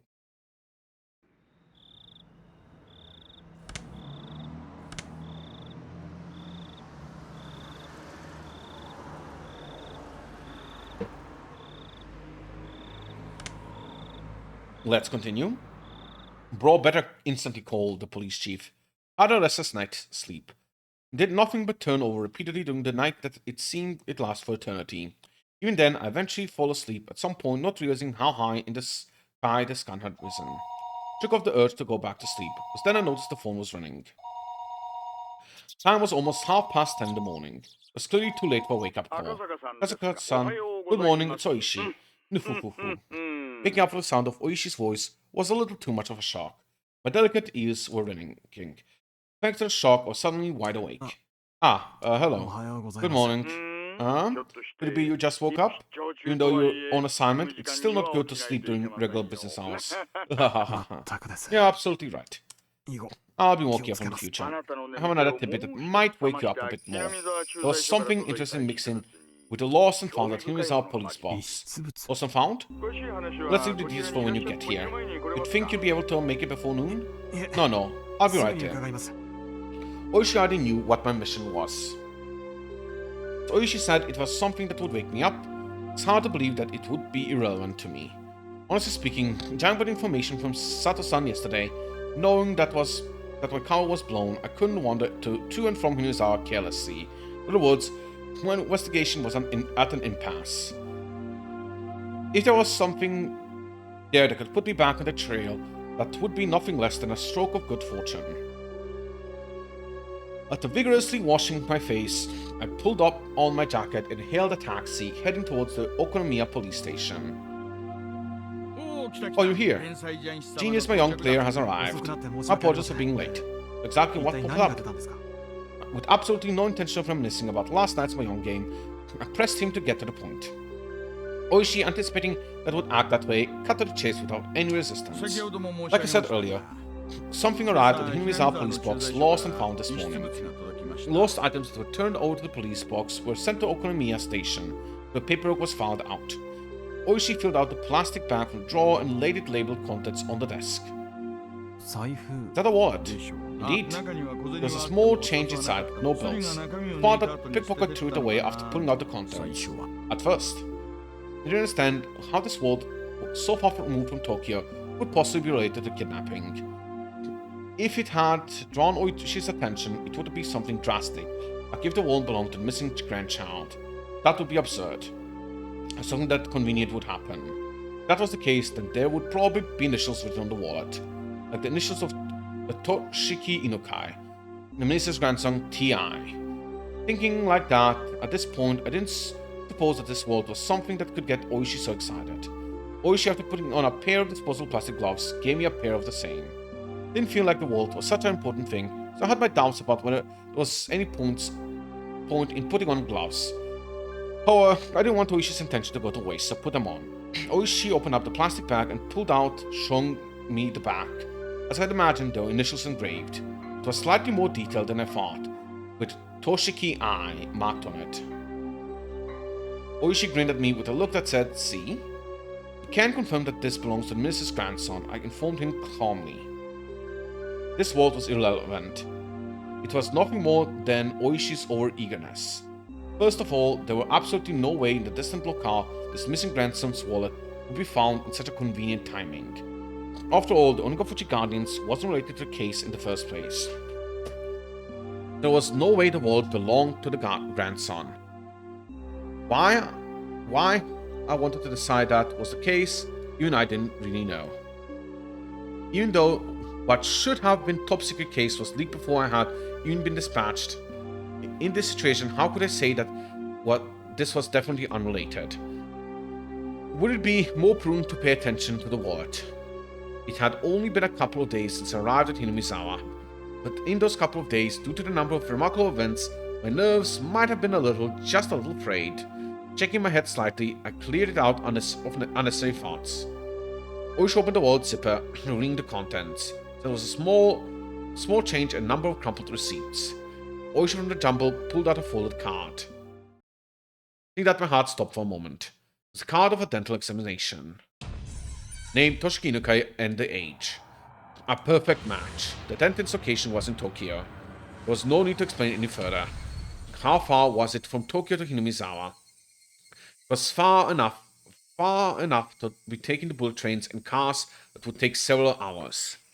Why would a wallet with a dental examination card from Tokyo inside show up in Hinamizawa? Would it belong to a tourist who came from Tokyo? Or maybe a villager on vacation in Tokyo just happened to pay a visit to the dentist?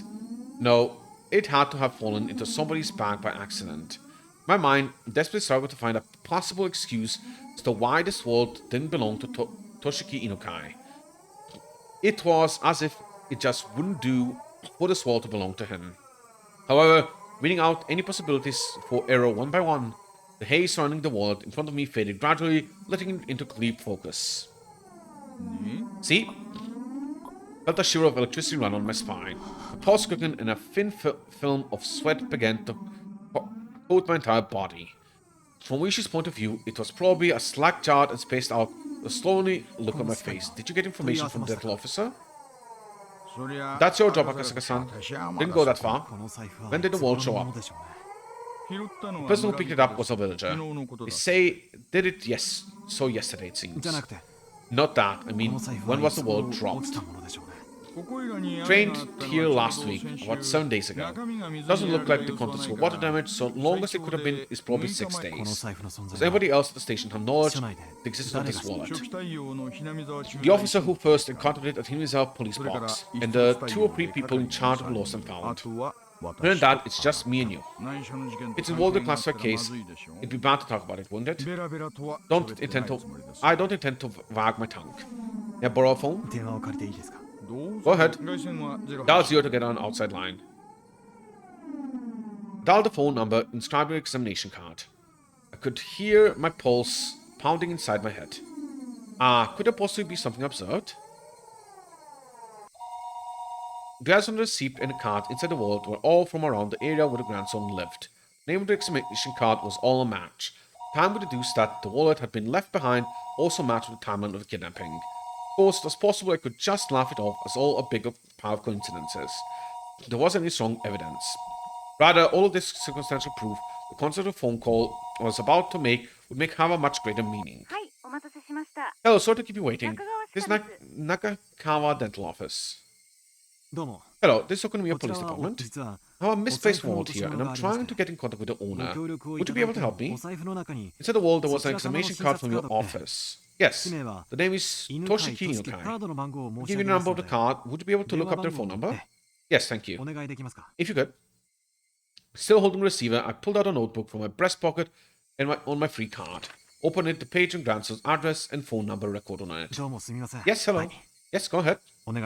Compare the phone number written on the notebook to the one that's being read out on the other end of the line. During the process, I spun around and looked behind me uneasily. I locked eyes with Oishi. Oishi looked puzzled, wondering what the matter was. Why would I feel uneasy and look behind me? Because the person on the other end of the line was reading out the numbers as though doing so straight from my notebook. It seemed the HQ was in quite an uproar thanks to my report. No matter how many times the authenticity of the evidence I linked to the grandson was called into question, would only respond that it was the truth. When the lead investigator first picked up the phone, I was grilled about the evidence I found that was almost too good to be true, if I do say so myself. After having doubt after doubt dispelled, he fell into silence. The receiver was finally handed over to the section chief. He picked it up, the background from of the other side of the line disappeared, and knew that it had gone completely silent. Asking the same questions about the wallet, and the lead investigator did, the chief quietly spoke his next words.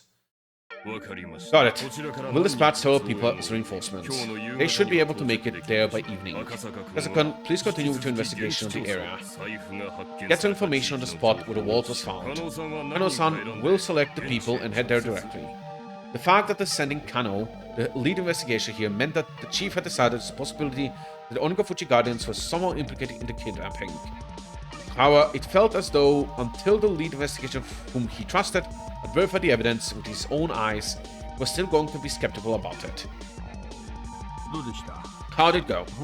Since the HQ is sending reinforcements, it's ordered to investigate the area. Where was the wallet dropped? Around Takatsuda, apparently.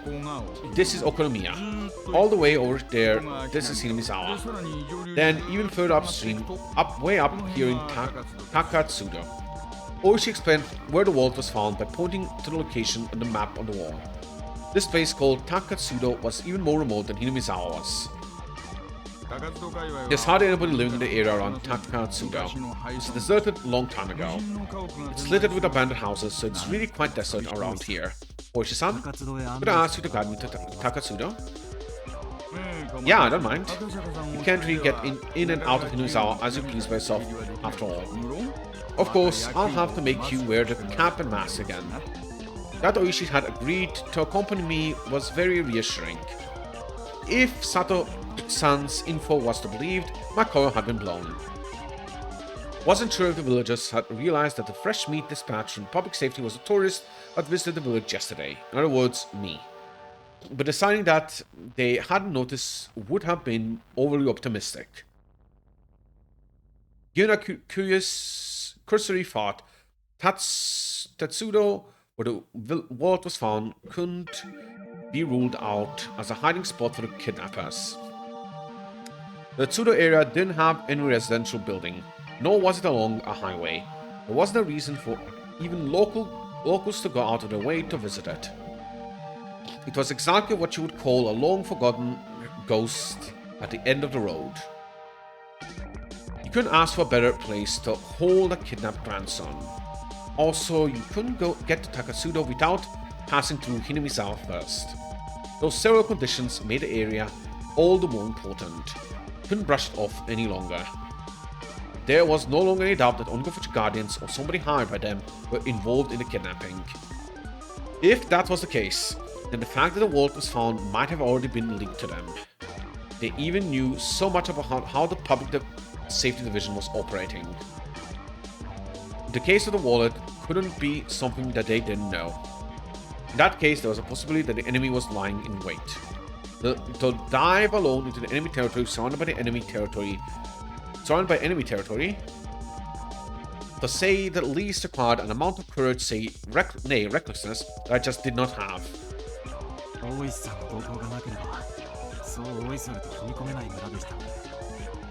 Without your company, Oishi-san, I wouldn't be able to step into the village so easily. Thank you very much for your cooperation. Honestly, I thought you would ask for money. For more money. Well, if I'm being honest, Misawa isn't exactly a place I like to go to. I'd at least appreciate it if you paid for the cab fee. Still, it's not a request I can refuse from a friend that's played at the same table as me. Oishi grinned as he pounded on my back. It struck me that he just didn't want to jump ship rather than having any sort of sense of duty towards his job. Even so, that didn't really matter. Right now, I really appreciate the gesture. Well then, shall we hurry up and get on going? If the enemy knew the police had obtained the wallet, then they would probably have moved the hostage to a different place. There wasn't a moment to lose. But Oishi, without regard to the fact that we were about to head out, began to remove his jacket. What are you doing? Well, just a precaution. If you want to poke the beehive to get your honey, I have to rather be well prepared, you see. Do you want one to put on too? What Oishi-san pulled from the drawer below the desk was a star-proof vest.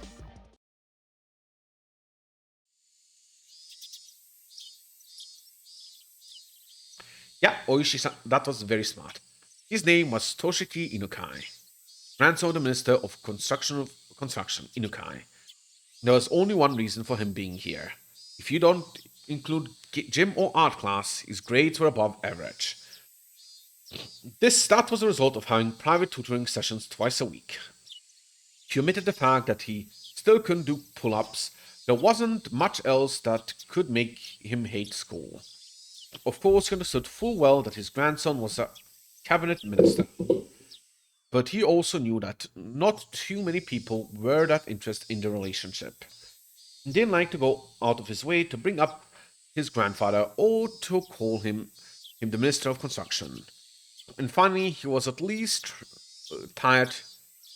He at least tried to know a little more about what kind of work the Minister of Construction did.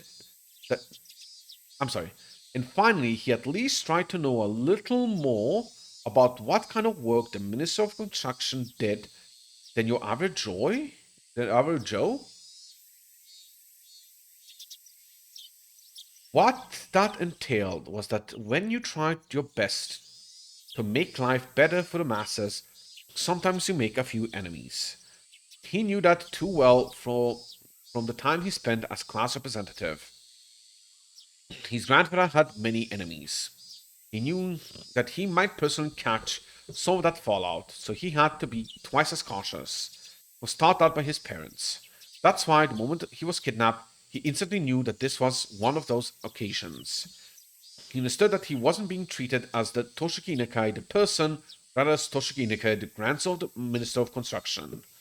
That he wasn't personally at fault, but that this was the result of some unavoidable trouble with his grandfather's work. It made little difference when he realized it wasn't because of anything he did. He was able to relax, if only a little. Of course, at first he was struck with terror befitting his age, wondering what was going to happen to him. But after a while of being tied up and only able to stay lying down, he began to wonder a great many things. First, he thought about the reason he was being abducted like this. He understood the answer to that easily. He was taken hostage to coerce his grandfather, the minister. There was no doubt about that. He didn't know exactly what the Minister of Construction did. It was easy to imagine that there was much to be gained from threatening him. He respected the grandfather more than most.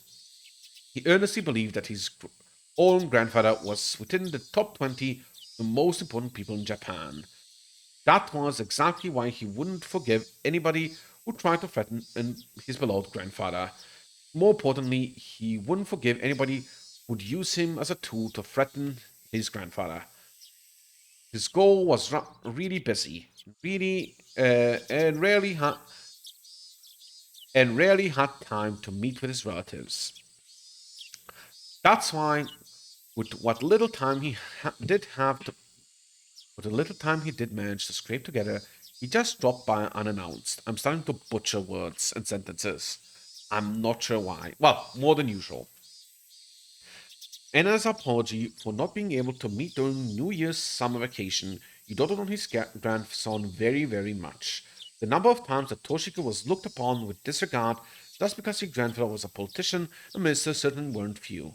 But he never thought that even once that he wanted his grandfather to quit being a politician. Because it was his beloved grandfather, he wanted him to continue his career as long as possible from the bottom of his heart. However, Toshiko was now being held hostage and his grandfather was being threatened. His grandfather, who called him the apple of his eye, was surely suffering.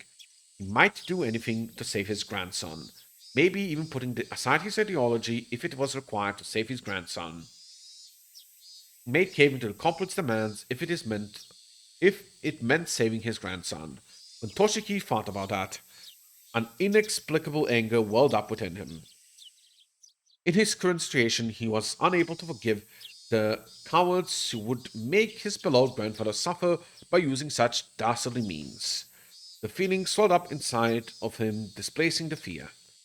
What he thought at first was something any boy would imagine. Get out of these bonds, beat up the bad guys, then hand them over to the police. Images of the brave heroes from all the manga he had read passed through the back of his mind. In this imaginary scenario, he slipped his bonds easily, floating like a butterfly to evade his captors, then stinging like a bee to bring them all down. In the end, it was nothing more than a silly little fantasy, but with his vision obstructed and unable to see anything, was something that he could go into more than any anime at the moment. In actuality, he was enjoying those little scenarios in his head for a long period of time as he was tied up. His captors hadn't really done anything to him that they would feel sorry for. However, eventually he began to grow tired of his fantasies, and more realistic scenarios began to run through his head. It was then that he realized none of them were a solution.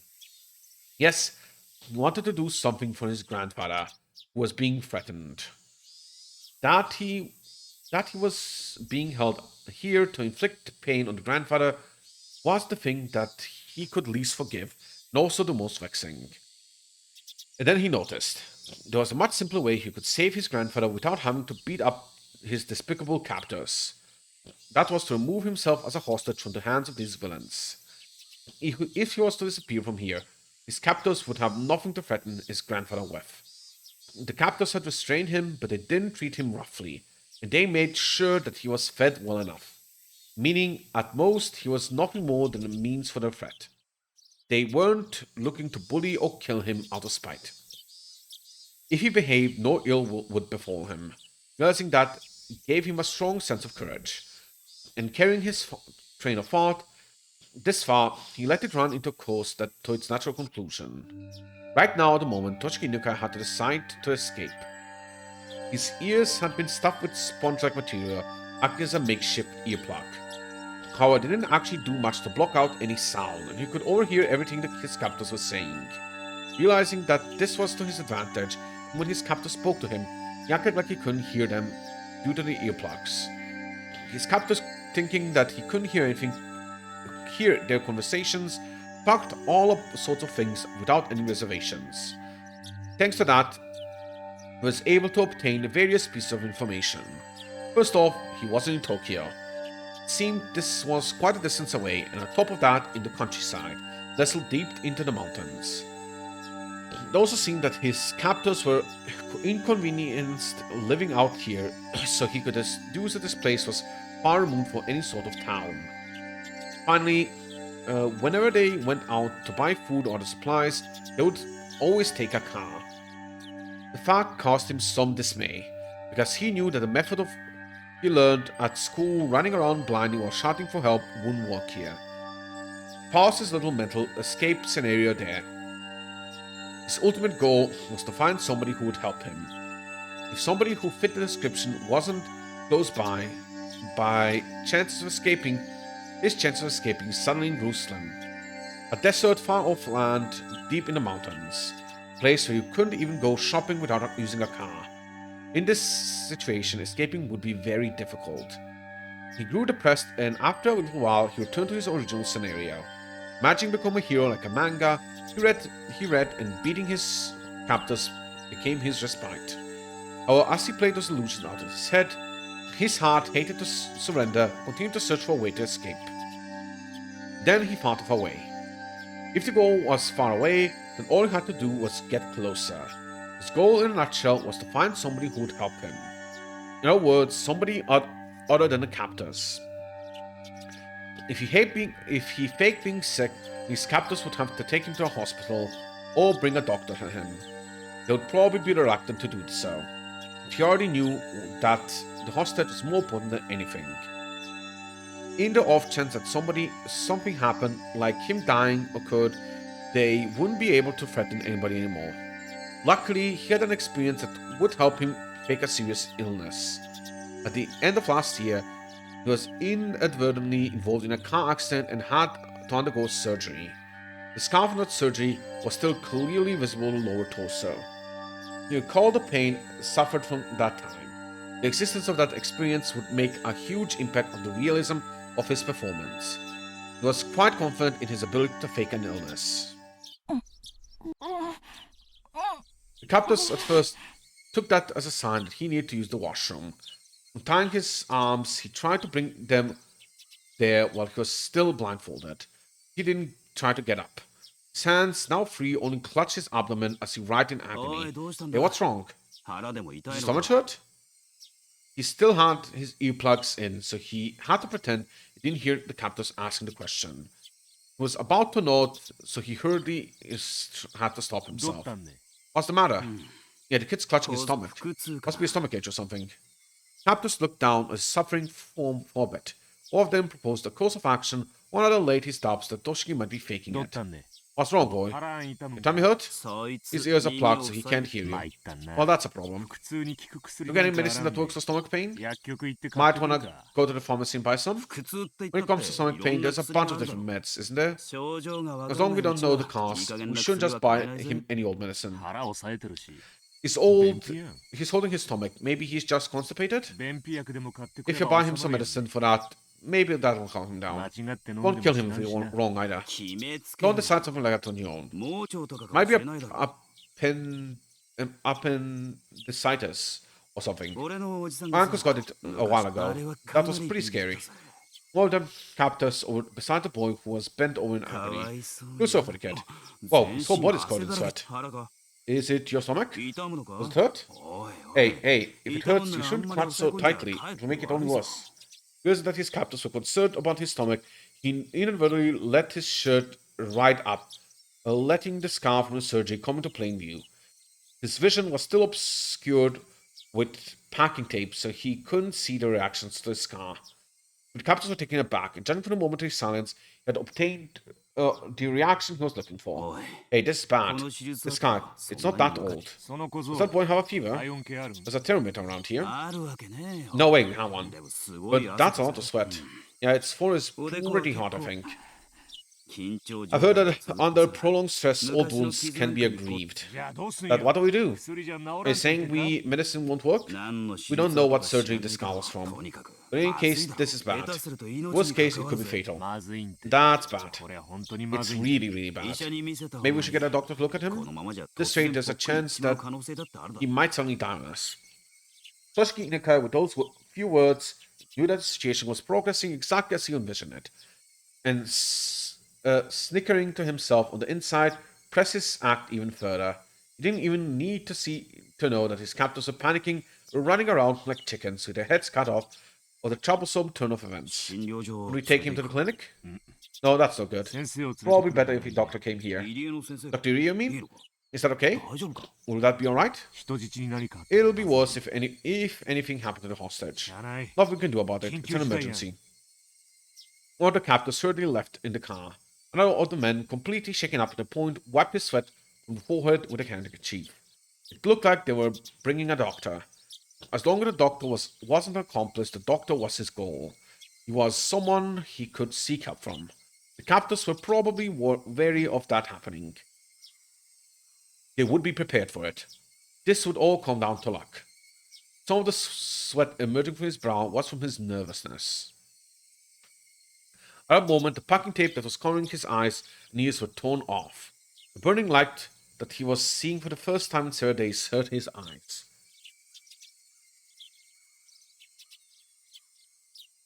After that, the gag that made it hard for him to breathe was removed. Are you right, kid? We'll bring a doctor to you right now. Let's hold on for a bit. Doctor's coming. The doctor was coming. Now, how was he going to ask for help? How was he going to get away from his captors? A plethora of thoughts began swirling through his mind. I think you know this already. Don't say anything unnecessary to the doctor. We don't want to hurt you or anything. You understand that, right? Toshiki no Kai nodded while feigning pain and obedience. His expectations and the enemy's expectations. Where they doubted he was faking his illness or not, they knew what his goal was and would try to stop it. His stomach contracted from the stress of the gambit, making it seem like his stomach really was starting to hurt. No, it really was. But there was no reason to panic. If he failed with his approach, the doctor, there was nothing to lose. If there was something to lose, it was this method of faking illness to get in touch with a doctor. If you could think of other methods, from here on, it wasn't much. But at the present, this was the easiest, most dramatic way he could think of. The more he thought about it, the more it looked like this was his first and last gambit. Eventually, he heard the sounds of a car approaching once again. The sound of the car doors being hurriedly opened and shut. The sound of several footsteps approaching. A young man in a white medical coat. As he acknowledged the boy, a suspicious look showed itself on his face. Who is he? He's not one of the kids from the village, is he? The captors didn't respond. From the looks of it, the young doctor had realized that this was an abnormal situation. One of the captors talked threateningly. It's got nothing to do with your dog. For a while, the doctor and the captor silently glared at each other. However, unable to stand the sight of the boy continuing to suffer, the doctor, as the captors had hoped, didn't press any further. I'm concerned about this old surgical scar. What kind of operation was it? We don't know. I should really bring him back to the clinic. Doc really can't do that. The doctor said he wanted to bring the boy back to the clinic, but the captors simply silently shook their heads at the notion. It was a fleeting hope, but it was only natural that the captors would refuse. At the moment, his eyes met with the doctor's. Seeing that the boy's painful state was abnormal, the doctor suspected it was a serious illness. Are you alright? I'm a doctor. What was the surgical scar from? Last year, during the winter, from an accident. An accident? I see. This is a problem. He couldn't let the doctor figure out that he was faking it here. Had to somehow figure out a way to keep this going and tell the doctor that he was being confined and that he needed help. I'm going to touch the affected area, okay? It hurts, tell me where. Seeing that was extremely painful, the doctor crossed his arms, began to ponder. He had to somehow get himself to a hospital. For Toshiki Inukai, faking the illness was the performance of a lifetime. Higurashi when they cry. If Akasuka comes here, and the kid already left because he did the saving himself performance. Oof. That would be such bad luck. Good work, everyone. I know it's hot, but please do your best. If you catch anybody illegally dumping, please contact someone immediately. We'll act quickly. Thank you for your cooperation, Oishi-san. Please. A gap wide enough for a single car was opened in the barricade. Oishi-san showed his signature gratitude, or rather, perhaps a threatening attitude, with a short beep on the horn, rolled the car forward through the checkpoint. This time, my appearance was the very embodiment of suspicious. Baseball cap, mask, and sunglasses. On top of that, even though it was sweltering, I was wearing a hoodie. Any respectable police officer would be loath to not stop me for questioning. I had meant to be overcautious, knowing full well that my face was known. but it might have been already been too late for that to have any use. Using that as an excuse, I doffed the unbearably hot hoodie and windbreaker, ripped off the mask and hat, and threw them away in the seat behind me. Oh my? Is that okay? With a cheap little disguise like this, you'll probably figure it out anyway. That might just be the case. Or is she probably thinking that my unexpected behavior was funny, continued to laugh. The beautiful and pristine scenery of Hinamizawa spread out before me. The village itself would have been quite beautiful if it weren't for the complicated circumstances surrounding it at the moment. Would absolutely love to take Yuki here for a drive one day. Come to think of it, I didn't get a chance to call her last night. I played around with the idea in my head. In reality, the village wasn't all sunshines and rainbows. I'd heard everything at the prefecture headquarters. At the heart of this village, the intelligence network the three families wielded was, due to blood ties and regional relationships, undeniably well organized. The net spread not just around Hinamizawa itself, but encapsulated the entirety of the city of Shishibona as well. When I first heard that somewhere in the city, in the recess of my mind, I didn't take it completely serious. How could the local organizations out in the boonies here have something so grandiose? I couldn't deny that somewhere in the back of my mind I had ridiculed the thought. But not only were they really threatening the minister, but they had demonstrated they had a complete grasp on our movements, which were supposed to be top secret. They were almost like the secret police that controlled a small Eastern European country like in some spy novel. The villagers here wouldn't bat an eye at getting their hands dirty if it meant fighting the dam project. Also heard something like that from the prefecture headquarters. And now that you mention it, when I first arrived here, Oishi also said this place was a war zone, didn't he? The residents of this village were at the same time freedom fighters, although by definition they were no different from guerrillas or military. They weren't protected by the Geneva conventions, but they also didn't have to adhere to those rules either. This place was more of a quagmire than any legitimate battlefield. A secret war was unfolding. I could drive along because Oishi was with me. But if I was to leave the car, or even something as trivial as looking for a vending machine, there was a chance I wouldn't return. Even though a single shot hadn't been fired, this was a battlefield. No, the reason why bullets weren't flying was simply because it was hard for a civilian to obtain a gun in Japan. They were probably just equipped with weapons other than guns that were easier to obtain. That was why Oishi was wearing the stab-proof vest, wasn't he? Akazukan, are you nervous? The fact that I was apprehensive was of course picked up on by Oishi. If he already figured it out, there was no point in trying to hide it. Of course I am. I head into the heart of enemy territory alone, aren't I? I'm worried if something happens with just the two of us. Something unlikely? It'll be alright.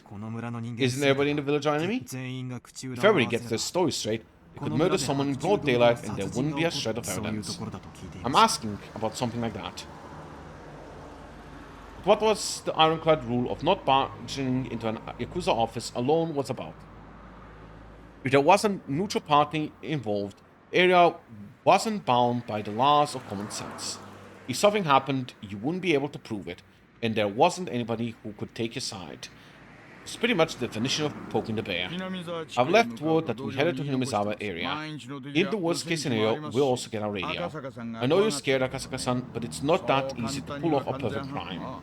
But of course, it doesn't mean we can let our guard down either. Akasaka-san, you two worked up orders. We were more relaxed the last time we were here together, weren't you?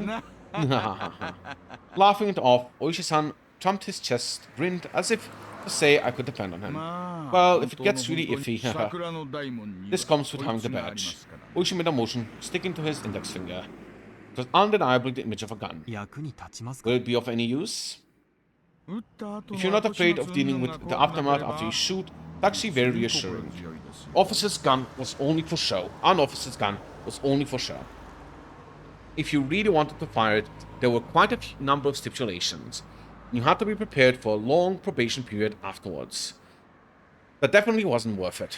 But even if an officer did unholster his gun, there wasn't one who'd actually wanted to pull the trigger. Akaza-san, are you carrying one? One of these? Well, yeah. You ever fired it? I have. For training, though. Well, I guess that'd be true. Well then, have you Oishi-san? Me? Nah, there's no way. What was this? I thought he was laughing at me because he had experience. Two of us laughed together. I also never pointed the barrel at anyone. I looked down the barrel of a gun a few times though. That's being made to look down the barrel like that is enough to shorten your lifespan by about 3 years. Even if he had never fired a gun before, you couldn't even begin to compare to the amount of experience Oishi-san had over me. At a time like this, I could only marvel again how reliable Oishi seemed. Come to think of it, I didn't want to come this way in the middle of the day. There's no way for a car to get through other than here. Akaza-san, just in case, put on a mask again to hide your face, please. What's the matter? Can you not hear it because the air conditioning is too loud? I'll turn it off. Try opening the window. Open the window, a blast of hot air blew inside. Then I could hear angry yelling coming from far away. At the moment the forest gave way, on either side of us, our view expanded suddenly. And there could be seen Hinamizawa Dam construction guards. The very front line for Hinamizawa village. We are absolutely opposed to the construction of Hinamizawa Dam! The crackling blare of someone's voice sounded over an enormous loudspeaker. The roar of angry voices continued to rumble. The incredible volume had become a veritable sound cannon springing out of its ammunition. The prefecture site office was surrounded by 2 sets of high fences laced with barbed wire. Lined up with in front of those fences were riot police and their vehicles. Surrounding it all were villagers. They howled at the protest against the dam as a single entity. Oh, there's not too many of them today. We're in luck. That's not too many? Yeah, when there's a lot of them, the crowd reaches as far as the road. You wouldn't be able to inch forward in the car. At first, due to their overwhelming intensity, it looked to me like there was more people than there actually were. But upon a closer inspection, there were at most 50 to 70 people. But the 6 or 7 propaganda trucks lined up and looked like they belonged to a band of thugs were a strange enough sight. The villagers were also wearing helmets and bandanas, as well as covering their faces with masks, adding to the oddity of it all. The propaganda trucks, after raying their chorus, had the volume turned up even higher and began to flood the area with sutras. To say that the noise was downright violent wouldn't be an understatement. From the distance, it was still this loud. The glass in the office was probably rattling from the noise.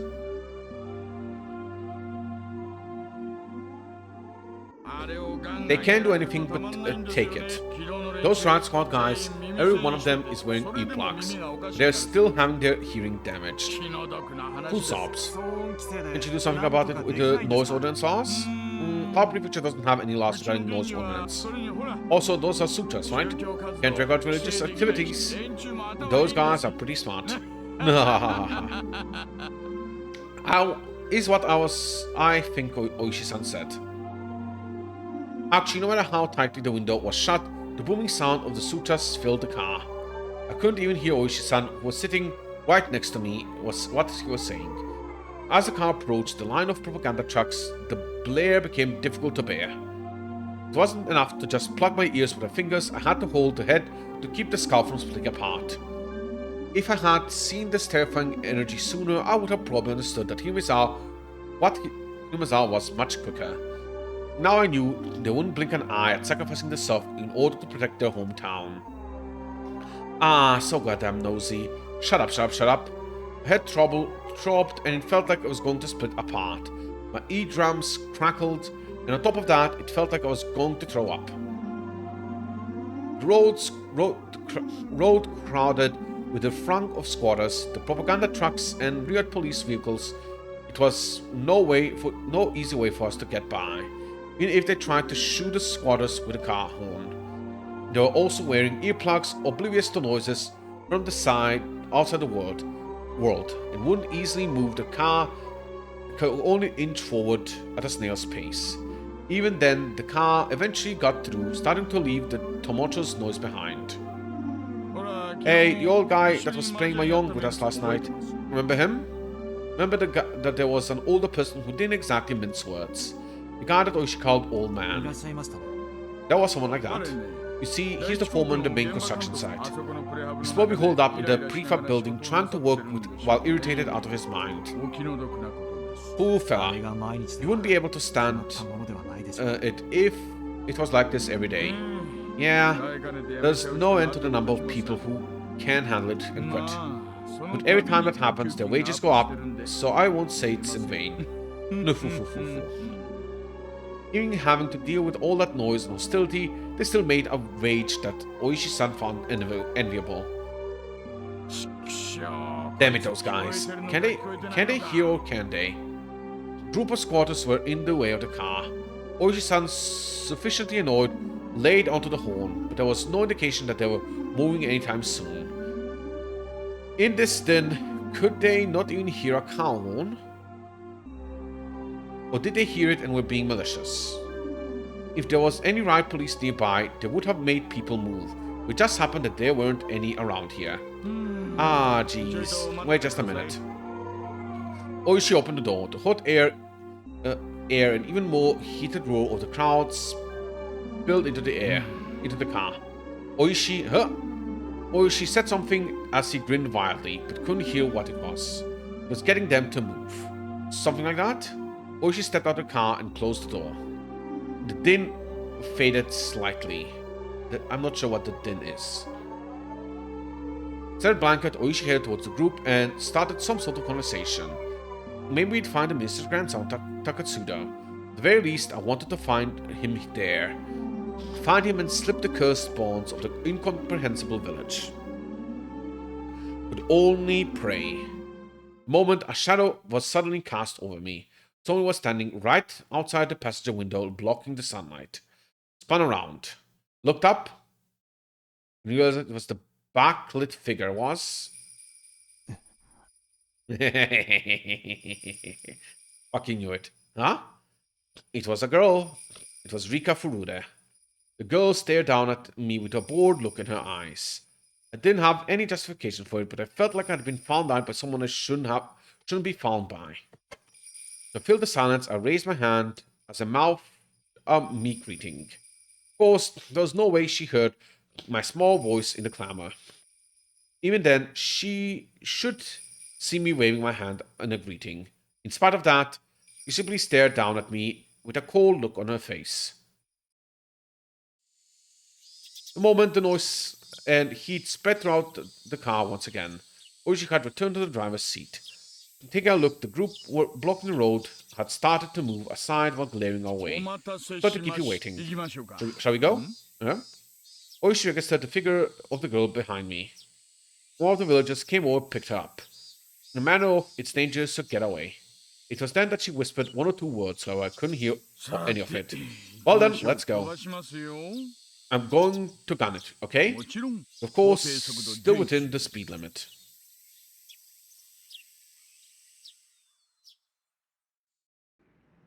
As if to shake off the still audible angry voices, Oishi floored the gas. Along with the road and the din shouting, the villagers and the girl quickly disappeared behind us. As soon as we were through here, we're in Takatsuda. Are you okay if we end up getting into a firefight? Don't be fumbling with the safety at this last moment, you hear? Oishi laughed mockingly again. I was more concerned with what the girl had said, however, as I was vaguely bothered by it.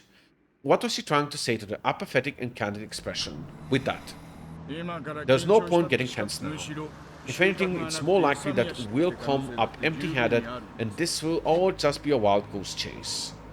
But there was no longer a way to confirm what the girl had tried to tell me. It might have been that the girl who warned me back in Tokyo, who warned me back to go back to Tokyo again, or else was saying to me who was right now ignoring the warning. Even though I warned you. What a fool. I had a feeling she said something like that.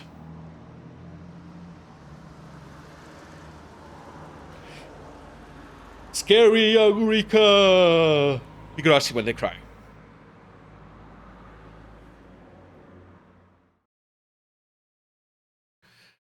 If you were to call Hinamizawa a rather lonely village, then Takatsudo was outright desolate.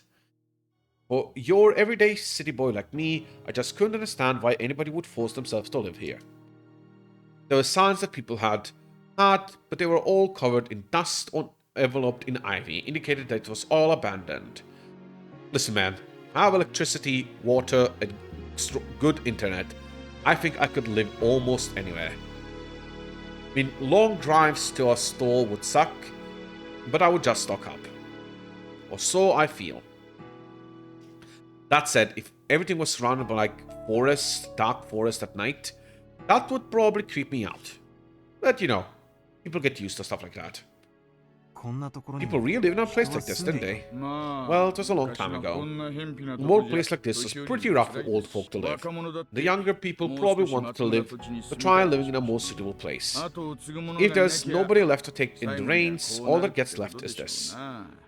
Even if I had no personal attachment to this village, seeing the disused buildings made me feel a little sentimental. It seemed that Oishi also felt the same way. Was the wallet found around here? The person who found it must have a good reason to come out of this desolate place. Yeah, there's some villagers who have a field out in the mountains here. They pass by here in the morning and evening. The villagers who work in the field walk by here every day? No way. They probably go as far as they can by car. So in the early mornings and evenings they pass by here and just happen to find a single wallet? They probably did. Where exactly did they say they found it? In the thicket just a bit further ahead. The person who found it, the wallet, just happened to have some stomach cramps, was planning to use the thicket to do his business, it seems. It was there that he happened to find it. Probably hoping that there was some toilet paper in there. Everything about the story just seems a little too convenient. Gotta agree. Right from the discovery of the wallet, I just can't shake the feeling that something's off. Gotta agree. I expressed the feeling that I had from start to finish, quite frankly. It seemed too good to be true, but it was unwavering proof. But it was too perfect, sickeningly so. That was my feeling. Might actually be something. You might actually be onto something by saying that it's a little too perfect. Meaning? The truth is, I heard a little something from a friend of mine in the 4th Division. Oryo Sonozaki referenced the kidnapping of the minister's grandson. Did you reference it? It's been several days since the minister's grandson had been kidnapped. Poor boy. It'd be nice if they'd let him go soon. It seemed that old Oryo muttered something like that while on her veranda. And that little musing was conveyed to the various people working deep behind the scenes of the Sonozaki family. Right, I heard something earlier from Sato, the informant. That when the leader Oryo had a concern, some of the family would consider it. So in essence, he gave the order to release the hostage. I see it that way. The wallet being conveniently discovered was just a ploy to hand the boy over to the police. Why would they release the hostage? Well, there's only one reason why somebody would release a hostage, isn't there? What is it? They reached a deal. That would mean that the minister promised to halt the Hinamizawa Dam project. Dam project will definitely go away. At the moment, those words from the girl had said surfaced in the back of my mind. In the end, it was turning out exactly as she had proclaimed. That young girl knew the circumstances. She knew everything about the kidnapping incident from the beginning to the end. Akasaka, the girl unexpectedly called my name. What is it? Go back to Tokyo. Ah, before long, you will woefully regret coming to this village. That would be an incredible, pathetic thing to see. So I thought I'd warn you right now. Why would I come to regret it? Stop whining. When you tried crossing the road, when the don't walk sign was up, did your parents finish explaining why it was dangerous before pulling you back to the sidewalk? Did they pull you back right away, wouldn't they? Then pull you back before explaining why it was dangerous, wouldn't they? In other words, it's something like that. The girl who knew everything from start to finish had warned me in the beginning to go back to Tokyo. Akasaka is such a coward. Hehehehe.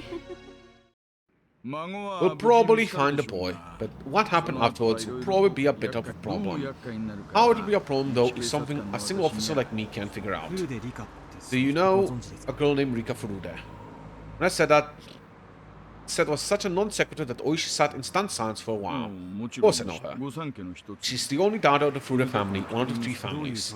What kind of girl is she? Very well. That's an unexpected name to hear. I'm a bit surprised. Does public safety think that Furude family smells fishy and wants to keep an eye on them?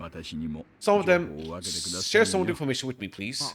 I know, it's nothing like that. Just something that caught my attention. Well, whatever. I wouldn't do to not answer a question from a friend. I've settled the same thing with. I'm honored that you call me a friend. So the lady is, well, somewhat of a village mascot. She's beloved by everyone in the village. Some of the older folk worship here especially. Worship? I don't know much about it, you see. Girls born for the family had something of a sacred implication, it seems. It's one of the local beliefs of Hinamizawa. The living incarnation of Orishiyama-sama or something like that. Or the story goes, apparently. Orishiyama-sama? Now you mention it, I think I saw Orishiyama-sama written on some of the Alliance banners. What is Orishiyama-sama exactly? It's the name of a guardian deity of Hinamizawa. I believe it will extend punishment on those who would do ill will to the village. Well, if there was such a convenient god around, guys at the dam would have long since been done in by divine justice. Luckily, nothing like that has happened to anybody just yet. The grandson of the minister who trifled with the village as a result of Ushiyama-sama's anger. What did they call it again? Alright, Onikabushi, the minister's grandson, was demoned away. That would probably be how the script is being written. I see. Probably would turn into something like that. Divine punishment brought by Orishio-sama. And the culprit is the living incarnation of Orishio-sama, that girl. Even I don't know exactly what I was saying. The fact that Oishi laughed it off was a bit of a relief. Oishi's joyous laughter was so infectious that I began to laugh like an idiot as well. Oh, this is unusual. Oishi-san, after lying into the horn several times, rolled the window down and leaned out, waving his arm in an exaggerated manner. It was a car heading the opposite way. Till now, we hadn't run into any other cars except our own. And all the places it was at a desert location. It seemed that Oishi knew the owner of the car. The other car also chirped its horn and came to stop. Dr. Irie! Good afternoon. The other car's window rolled down slowly, revealing a young man in a white overcoat. He was about my age, or perhaps a bit older. But you really can't judge somebody by their appearance. Why, if it is Oishi-san. Good afternoon. Hahaha, fancy meeting you here. That's my line, Doctor. I never thought I'd see you here. What happened? Oh, nothing, just a little house call. Oh, really? Was it an emergency? No, nothing quite that serious. Thankfully. It's always the best when the patients get better without the need for medical care. Then I'll take my leave. If I don't get back quickly, my staff will be angry with me. Being the head of a clinic must be tough. Well done, take care. The young doctor named Irie, after gesturing his farewell, drove forward and soon disappeared around the corner. Oishi also drove forward, but soon came to a stop again. Pulled out a worn map book from the dash. His expression didn't have an ounce of irreverence. He was perfectly serious. What is it? The clinic shouldn't be making any house calls today. It must have been quite an emergency, or otherwise a patient with some extenuating circumstances. Oishi flipped through the pages, opening the map of Takatsudo. After that, he took it around and started to figure out what our current location was. Are you saying the emergency is suspicious? Didn't I say? There's hardly anybody who lives in the Takatsudo area. The road we're on right now is here. Dr. Irie came for this direction. Having no sense of surrounding, I couldn't digest anything about the place it was indicating on the map. Came towards the spot where the wallet was found. By the way, that's over here. But see, you're heading toward a few residents of Takatsudo, it's the wrong road. And Dr. Irie came from a direction where there are no residents. As long as somebody working the fields between these mountains didn't collapse, if somebody collapsed and you call a doctor, normally you'd bring them back with you for more detailed examination. But just now, Dr. Irie said it was nothing serious. And didn't seem like anybody else was in the car with him. Oishi-san didn't say any more. I also said nothing more. The doctor now sounded a patient. Blows by. Only that. The noisy radio had suddenly gone quiet. The sky had just turned to an oppressive color. As Oishi mused that it might start to rain, a torrential downpour started, as though trying to not disappoint him. Eventually, Oishi stopped the car. The only sound to break the silence was the percussion of the rain on the roof, the soft squeak of the windshield wipers. Let's do this a bit hush-hush, shall we? Saying this is a quiet voice, he exited the car without an umbrella, careful not to make any noise. Oishi leaned over, indicating the other side of the thicket. He's pointing towards a prefabricated shed, and a car that was parked beside it. The car looked obviously well cared for. It wasn't a vehicle that had been left there for several years. What's the shed? Contains equipment used by the forestry service. Know that they don't go near it except during the summertime. Does the car belong to somebody from the forestry service? Don't know. Doesn't look like an official vehicle though. Oishi was playing it cool, but my nervousness was gradually increasing. Just in case. Saying that Oishi returned to the car. I thought he was going to get an umbrella, but he grabbed the onboard radio instead. Hello, this is Oishi. You read? Greetings to Fufu. This is Okonomiya PS. I shall read you loud and clear. Currently in the front of a forest service equipment shed. Not the one in the direction of Yaguchi, but the one in Takatsudo. Head there from Hinamizawa. Affirmative, copy that. There's some suspicious people in the shed. Proceed to investigate. If you don't hear back from 5 minutes, get in touch with the local police substation and send a cruiser as soon as possible. If you would, please. Understood. Well then, shall we have a look?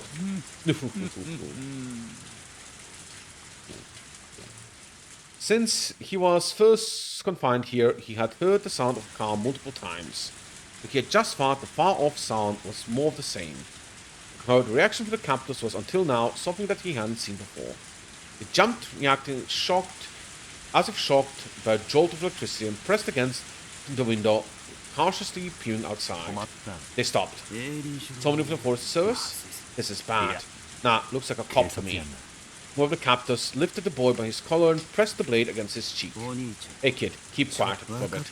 Think you know how to say know this. If you try and shout, there'll be problems. Toshiki Inukai was sure that the doctor had reported things to the police. Had felt relieved that when he thought that he was being saved. Not imagining that his captors would resort to violence when they were cornered, his anxiety remained unabated. What do we do? With a bite. Take the kid and slip out the back. We'll meet back here when the heat's off. All the perpetrators grabbed the boy by the collar and forced him to stand. Of course, Toshiki Inukai tried to resist by feigning that illness had been aggravated by this rough treatment. The captor paid no heed. Bang, bang, bang. The door was violently banged upon. Excuse me. Hello. Bang, bang, bang. The door was banged on again. Toshiki Inukai hesitated for a moment to respond to that voice by yelling. However, while he was being indecisive, the mouth was covered, taking that option away from him. The leader of the captors waved at the other to go. The younger perpetrator nodded in response, while keeping the boy's mouth covered, started heading towards the back door. Hello, do you need something? Oh, how do you do? It's the police. Would you mind opening the door? Sun Rain has been a bit of a trouble. I'll just open. The moment the lock was undone, Oishi forced the door open. With a gleam of menace in his eyes, he pushed the man aside and stepped into the room. Then, in the small and empty room, he was able to quickly discern the boy he was looking for or was nowhere to be seen. I heard there's an equipment shed for the forestry service. There's nothing here at all. There's nothing outside the room that would indicate that this was an equipment shed. There was only a mountain of blankets indicating that somebody was sleeping here, alongside empty food packets strewn about. It's been empty for some time now. Never seen no equipment sold around here. This is the Forestry Service's building, isn't it? Are you from the Forestry Service? How about Chia Police? The two of them glared at each other suspiciously. Both Oishi and the man steadfastly refused to reveal their identity before the other did. The man judged from the sharp look in Oishi's eyes that it would be hard to talk his way out of this one. No matter what he said, the most time he could buy would probably be only a few dozen seconds. Only the sound of rain filled the tense moment. Just then he heard the sound of a struggle from far off. Oishi had a hunch. There was no doubt that Akasaka was circling around back and ran into the perpetrators who were trying to slip away. Oishi thought that the man in front of him reacted a moment faster. The man swung with an attack that was more intended to obscure Oishi's vision rather than actually hit him in the face. Seeing the opportunity, the man aimed a kick at Oishi's groin without any hesitation, but he missed his mark and was unable to land a critical blow. The man trying to pin Oishi grabbed him by the base of the neck with both hands and fiercely tried to push him down. But as soon as Oishi fell back, as if kicking the man upwards, he dug his foot into the man's midsection. With the leg acting as a fulcrum, the man was flung by the falling Oishi as if a circle thrown. The two of them squared off in a pouring rain. Is this interesting? You wanna go? Oishi, as if trying to cheer himself on, grinned smugly, then stood up while brushing the mud off himself. Even though he countered the assault, Oishi was getting up rather awkwardly compared to the man who swiftly sprang to his feet. Oishi-san, hurry! Asuka's voice rang out from the distance. Judging from the stress in the voice, he was already engaged in a fight, wanted Oishi to reconvene with him. Oishi's hands were full as well. Akasaka-san, sorry, but can you wait a bit? The man raised both fists into a stance that hinted at him being acquainted with karate or some sort of martial arts. Of course, Oishi-san as an officer law was decidedly versed in judo. He also had the moxie to have been through his fair share of fights before. Because of that, you could tell that the man in front of him was quite a bit better at fighting than he was. Ah, damn it. Thinking that this was going to be easy just because the order came from Sosaki family to release the hostage had been a big mistake. You're pretty good. It's been a while since I got this worked up. Oishi played off the situation like it was no sweat. His opponent, seeing his attitude, took that to mean that Oishi wasn't going to go down easily. The man wildly charged forward, attempting to grab Oishi. If the man managed to successfully clinch from his low stance, Oishi would be tackled to the ground and end up immediately being mounted. It was something you saw often when children fought, but it was really was a bad position since you couldn't do much once you were in it. Oishi responded to the move, also lowering his stance to collide with the man head-on. The moment they clashed, Oishi grabbed the man's lapel. He yanked the lapel upwards, smashed the man into a solar plexus with the elbow of the same arm. It was a move that Oishi's own personal brand of brawling judo. He then grabbed on with his free hand and attempted to throw his opponent with both hands. But the man lowered his center of gravity and swung his arm in a large arc, entwining them with Oishi's. Not only that, but he had forced both of Oishi's elbows to the outside. Oishi, now in an awkward position, was in danger of exposing his back, with his hands still clutching the man's chest. The guy practiced Aikido grappling, didn't he? Oishi cursed the fact that his fingers were twisted into a man's shirt, couldn't get away, released his grip. But he was still in an awkward position of being bent over. Top it off at zero range. The man was able to read Oishi's movements completely as he tried to squirm his way to a better position. And then took the palms of his hand and swiftly clapped them over both Oishi's ears. Clapping the ears in any other martial arts except for self-defense was basically forbidden. Karate and Judo didn't recognize it as a legal technique. It was much of a simple and dangerous attack. Oishi raised both his hands and tried to reflexively clutch his ears. But before he could do that, the man wrapped his arm around Oishi's neck. His thick biceps clenched firmly around the base of Oishi's neck like a vice. Oishi instinctively thought that he was going to be killed. After all, it wasn't hard to believe that a man like this, who was accustomed to fighting, could crush his opponent's neck from this position. But his opponent didn't do that. He had chosen to keep his hold and force Oishi to lose consciousness. That's why Oishi at the moment, even though his face was twitching, was grinning widely. Even though his opponent had a chance to kill me, he didn't do it. He was thinking, this guy has no intention of killing me. However, even though that might be the case, the old man's hold on the neck was by no means gentle. In no time at all, Oishi's consciousness began to fade. Having the experience of being taken down countless times in judo during the student days, Oishi was utterly resigned to the fact that it was over. And then, our boy. Akasaka was finally recovering from the intense pain of being kicked in the rather sensitive area, had bumped into the captor carrying the boy by the back entrance. He had seen Toshiki Inokai's picture plenty of times, but wasn't able to immediately get certain if the boy in front of him was the real deal, with the mouth covered in packing tape. Also, with his limited experience, it wasn't hard for him to panic over how to deal with the situation. Of course, the perpetrator didn't overlook this momentary lapse. His kick landed squarely in the critical spot, with Akasaka not even having time to call for help. As the man flung the boy over his shoulder, he headed towards the front of the shed. But upon hearing Oishi's bellowing voice, he gave up on going in that direction.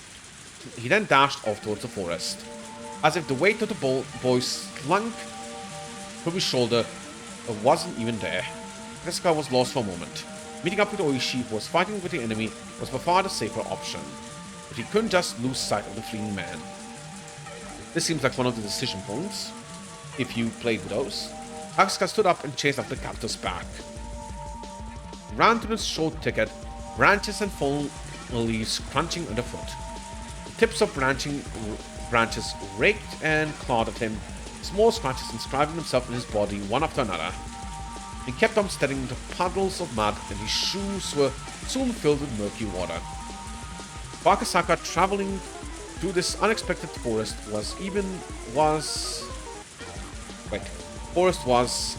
though this was an emergency situation, extremely unpleasant. Stop! This is the police! As he said that, he regretted it immediately, as it was but a waste of breath. There wasn't a thief in the world who would politely stop when told it was the police. For a city boy like Akasaka, running through the forest was an arduous task. A moment.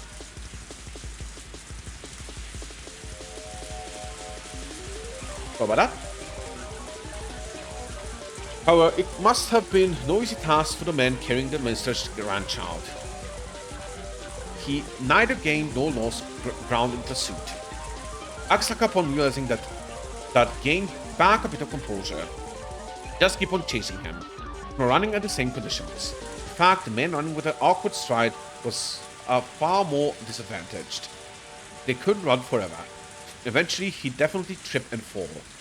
As long as he was being hounded, he would definitely stumble. Unless he was going to a location where he has backup. And soon his wish was fulfilled. Ugh! The man who had stepped on something and lost his balance was no longer able to bear the weight of a boy and dropping him. Akasaka, in all honesty, didn't care about the perpetrator at all, long as he could ensure the safety of Toshiki Inokai. So if the perpetrator ran off by himself, it was perfectly acceptable. But it seemed that Toshiki Inokai was important to the man as well. He didn't choose to just run away empty-handed. Akasaka didn't know what to do in this situation. First priority should be probably to ensure the safety of the boy, subduing the captor being less important. Grappling with the perpetrator wasn't something he planned on, but most likely it was either do or die. Akasaka's moment of indecision proved to be fatal. The man aimed right between, or rather, for both of Akasaka's eyes, stuck out with a jab. Not wanting to that, Akasaka raised both his hands to shield his face. At that moment, the man kicked an unguarded midsection. Pain almost felt like his vital organs were being squeezed out of his body. He latched onto the opponent's leg. The opponent didn't hesitate one bit. Leading with his seized foot, the man jumped at Akasaka, applying pressure and pushing him down. Akasaka was unable to withstand that and fell. Under no circumstances was he letting the lead go. The two men fell together in a tangled heap. The man was desperate to pull his leg free from Akasaka, but having fallen in an awkward position was unable to do so. The two of them rolled around the ground, floundering about, trying to gain an advantage. Akasaka, who was holding onto the opponent's knee with both hands, and the opponent, who had complete freedom to move his upper body, were in two completely different situations. The main gained a positional advantage on Akasaka, who was still latched onto his leg and couldn't move away, and pounded full force on his head with both his fists. Not only that, he found a rock nearby and beat it against Akasaka's skull. Quack, quack, quack. The difference between being hit with a fist and being hit by a rock was vast. Akasaka quickly thought of letting go of the man's leg to free his hands to protect his head. But if he let go, the man would get away. If he didn't dig in there, everything would be for naught.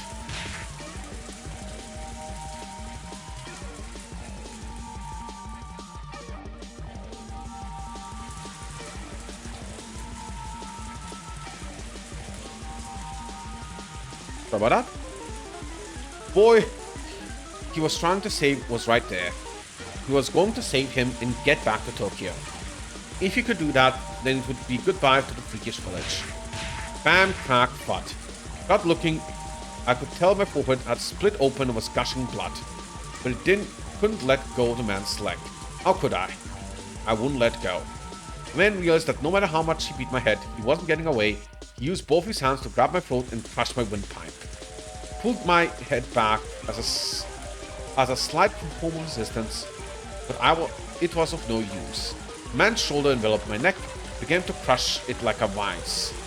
It was less about pain and not being able to breathe so much as it was choking so hard I felt like I was going to throw up. It felt like my stomach was going to turn itself inside out, but I could only endure it. Damn it! My throat, it hurts! Won't let it go, I can't let go. Didn't want to be here. Wanted to resolve this and go back to Tokyo. Talk to Yukie. All about our Umbo-chan. We're going to talk about our bright future. I had no intention of losing my grip. However, it loosened just a bit and the man's leg came free. The man kicked so hard as possible, and I fumbled backwards. My head was spinning and I was unable to get up right away. And I couldn't even put my strength into getting up in the first place. Even so, I couldn't back down. If I let him escape now, this chance would never go again. Even just catching the scent was nothing short of a miracle.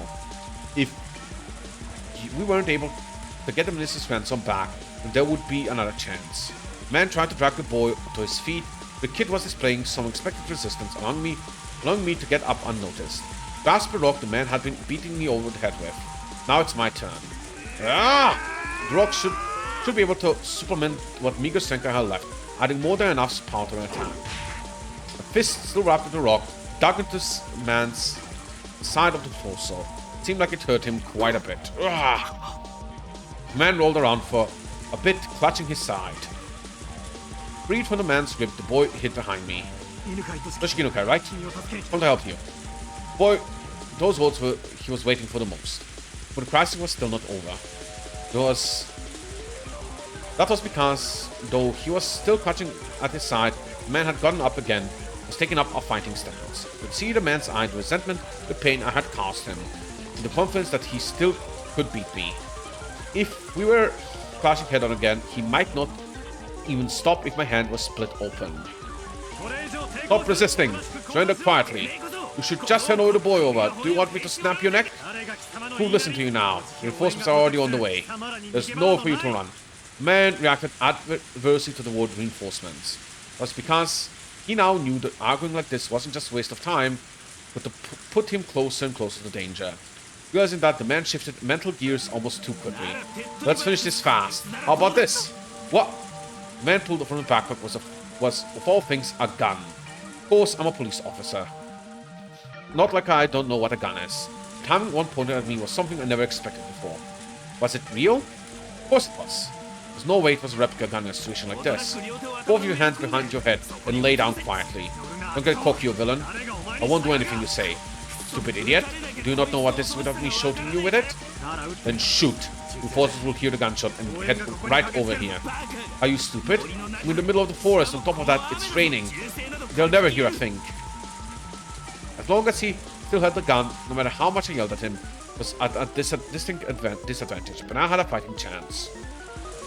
If I were in his shoes, instead of wasting time yelling at each other like this, I would just shoot him and take the boy. That was the fastest and would suppress any sorts of further resistance from him. But the man was demanding my surrender without having fired a shot, meaning that he either didn't want to shoot or couldn't. In other words, the man in front of me was soft.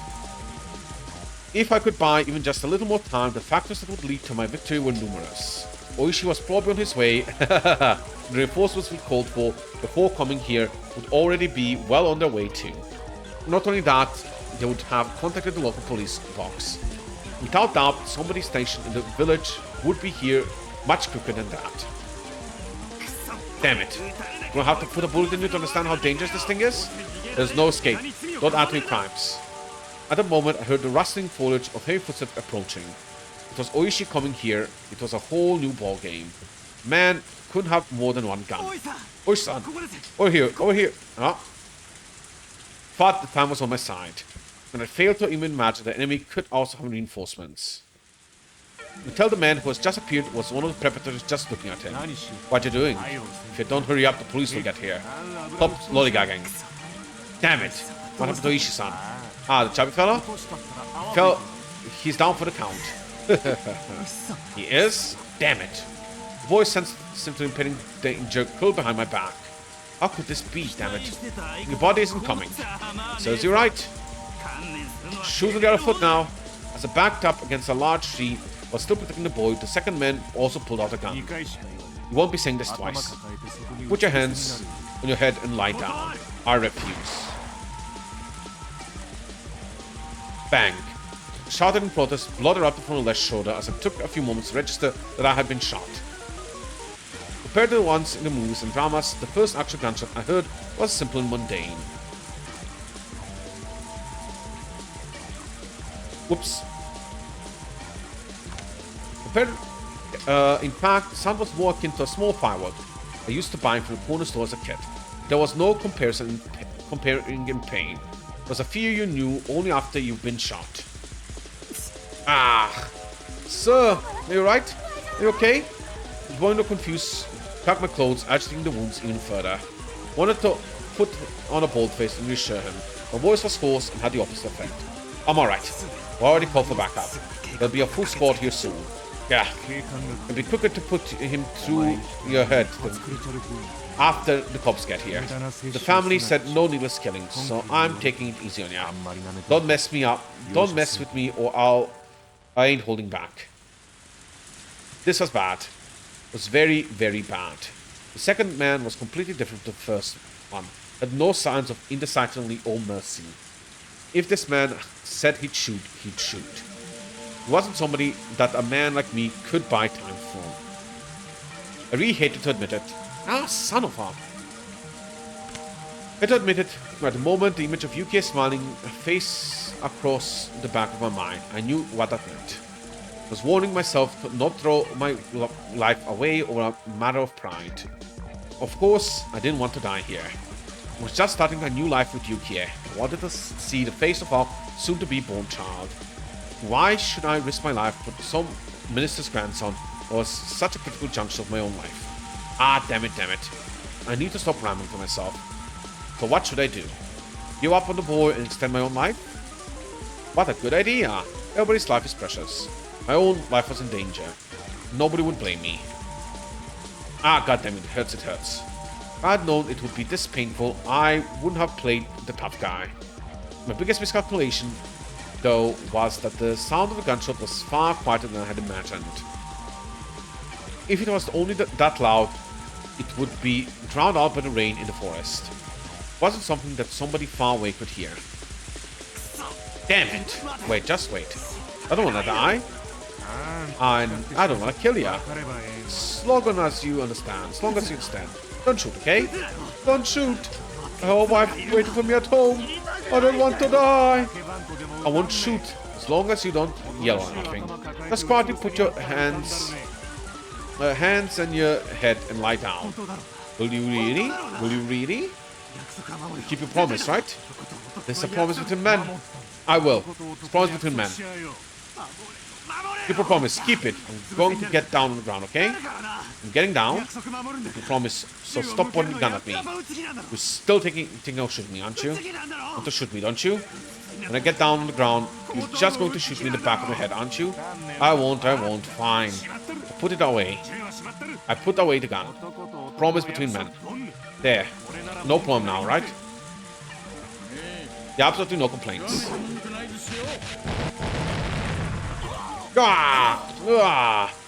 There's all enough flash. The moment he lowered his gun, Oishi didn't let the chance slip by.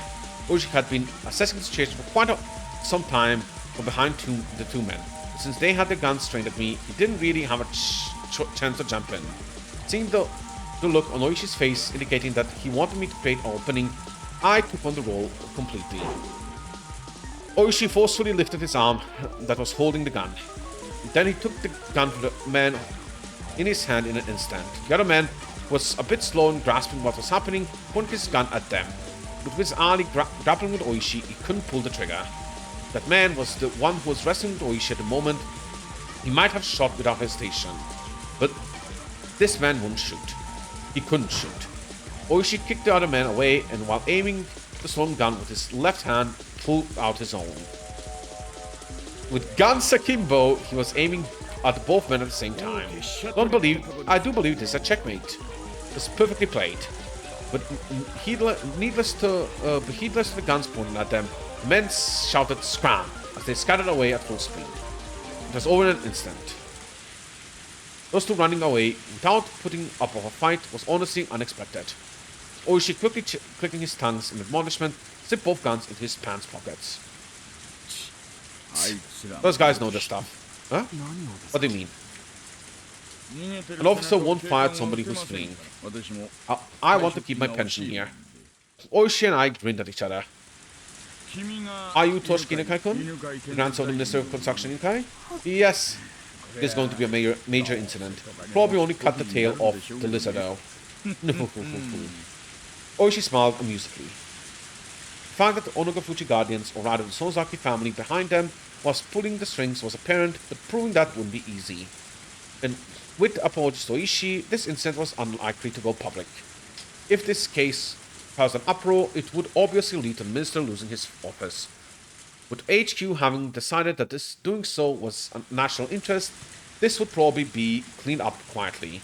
Might be a rough way of saying it, but this was born in the shadows and was going to die in the shadows. Oishi probably already understood the implications behind the incident. For the time being, let's cordon off the area, since it seems that one of them still has a gun. After that, let's get Inukai to safety and get you to the hospital. The tension of the situation faded, the pain from the gunshot wound in my shoulder blossomed once again. The forehead was also stinging painfully and had grown hot enough to start a fire. Thinking that the tension had caused me to sweat, I wiped my forehead, but what came off was a large amount of blood. I realized that my shirt had been stained bright crimson through blood flowing from my head. Turned around. The boy was safe and sound. Without a doubt. There wouldn't probably be an investigation on the men who ran, but that was for another day. At that point, I could safely say that I had cleared the major hurdle of securing the boy's safety. As soon as I recognized that, I felt like the lights in my head had been hit by a powerful failure. My knees buckled underneath me, and the ground was feeling as soft as cloud. I didn't feel unpleasant, even though I was covered in rain-soaked mud. Oishi came closer, asking if I was okay, but somehow I couldn't tell. I turned off the switch, and the last light in my head. The exhaustion enveloped me. Sleep. Something softer than my blanket wrapped around me. Chapter end. Higurashi when they cry. It was probably chapter end.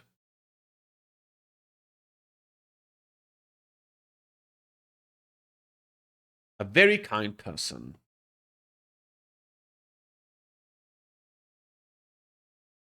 Few tips.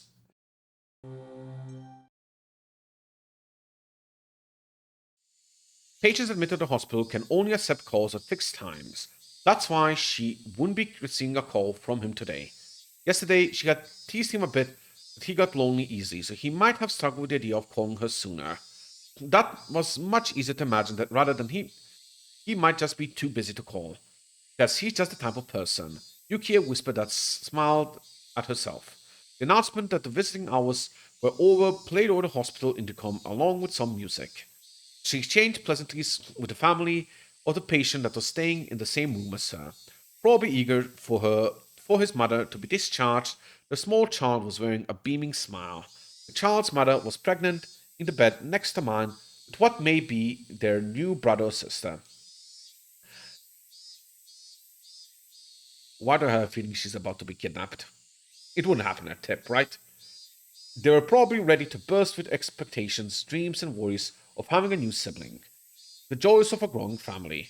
Bathing in those warm feelings, I stuck my own belly, which had grown quite large. I had talked with him about how many children we wanted to have. Talked about how, if we had three, it would certainly be lively. However, there was an inescapable worry of whether I would be able to handle giving birth that many でもそ times. んなことを不安 There's に a 思って mother 出 out there 産を who 嫌う wouldn't 母 hate な to ん give て birth because of い that ないで worry, すよ though. ね。I think there's quite a few of them, though. I guess I shouldn't comment as a guy. I think fear of, failing childbirth or death of childbirth is probably pretty big. Yuki smiled as she said that to herself, gently stroked her stomach. Metropolitan Police Safety Division. The police where that man's sense of justice had led him. That person was actually a very gentle, very fragile person. He didn't talk much about the specifics, but I don't think he was suited for this assignment he was on right now. But as long as he said he was going to try his best, I would watch over him あ warmly. なたのお The 父さんは father, ね、 you see, is a very とっ hard ても頑張 worker. り屋 You さんですよ。 know? Gucci こ Gucci ちょこちょこ Goo. ちょこちょ。 Yukie seemed to be enjoying herself as she talked to her own belly. At that moment, Yukie suddenly became concerned about something, looked out the window. It used to be this time, long ago. Remember that when she was little, around this time in the countryside where her grandmother lived, the Higurashi would fill the air with their chorus. It was the middle of Tokyo. Unlike the countryside, you couldn't hear the song of the Higurashi. For some reason, at this very moment, Yuki felt that she wanted to hear that song. Ominous.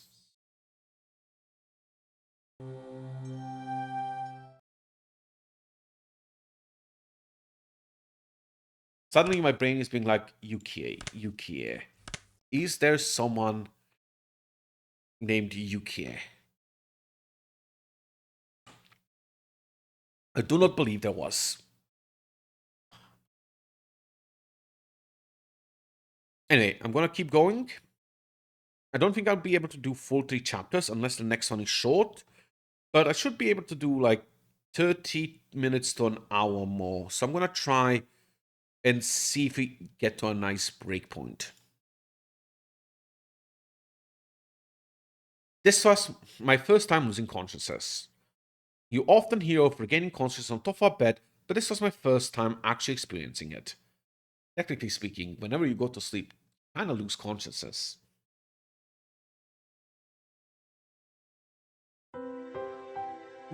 Hello, are you okay?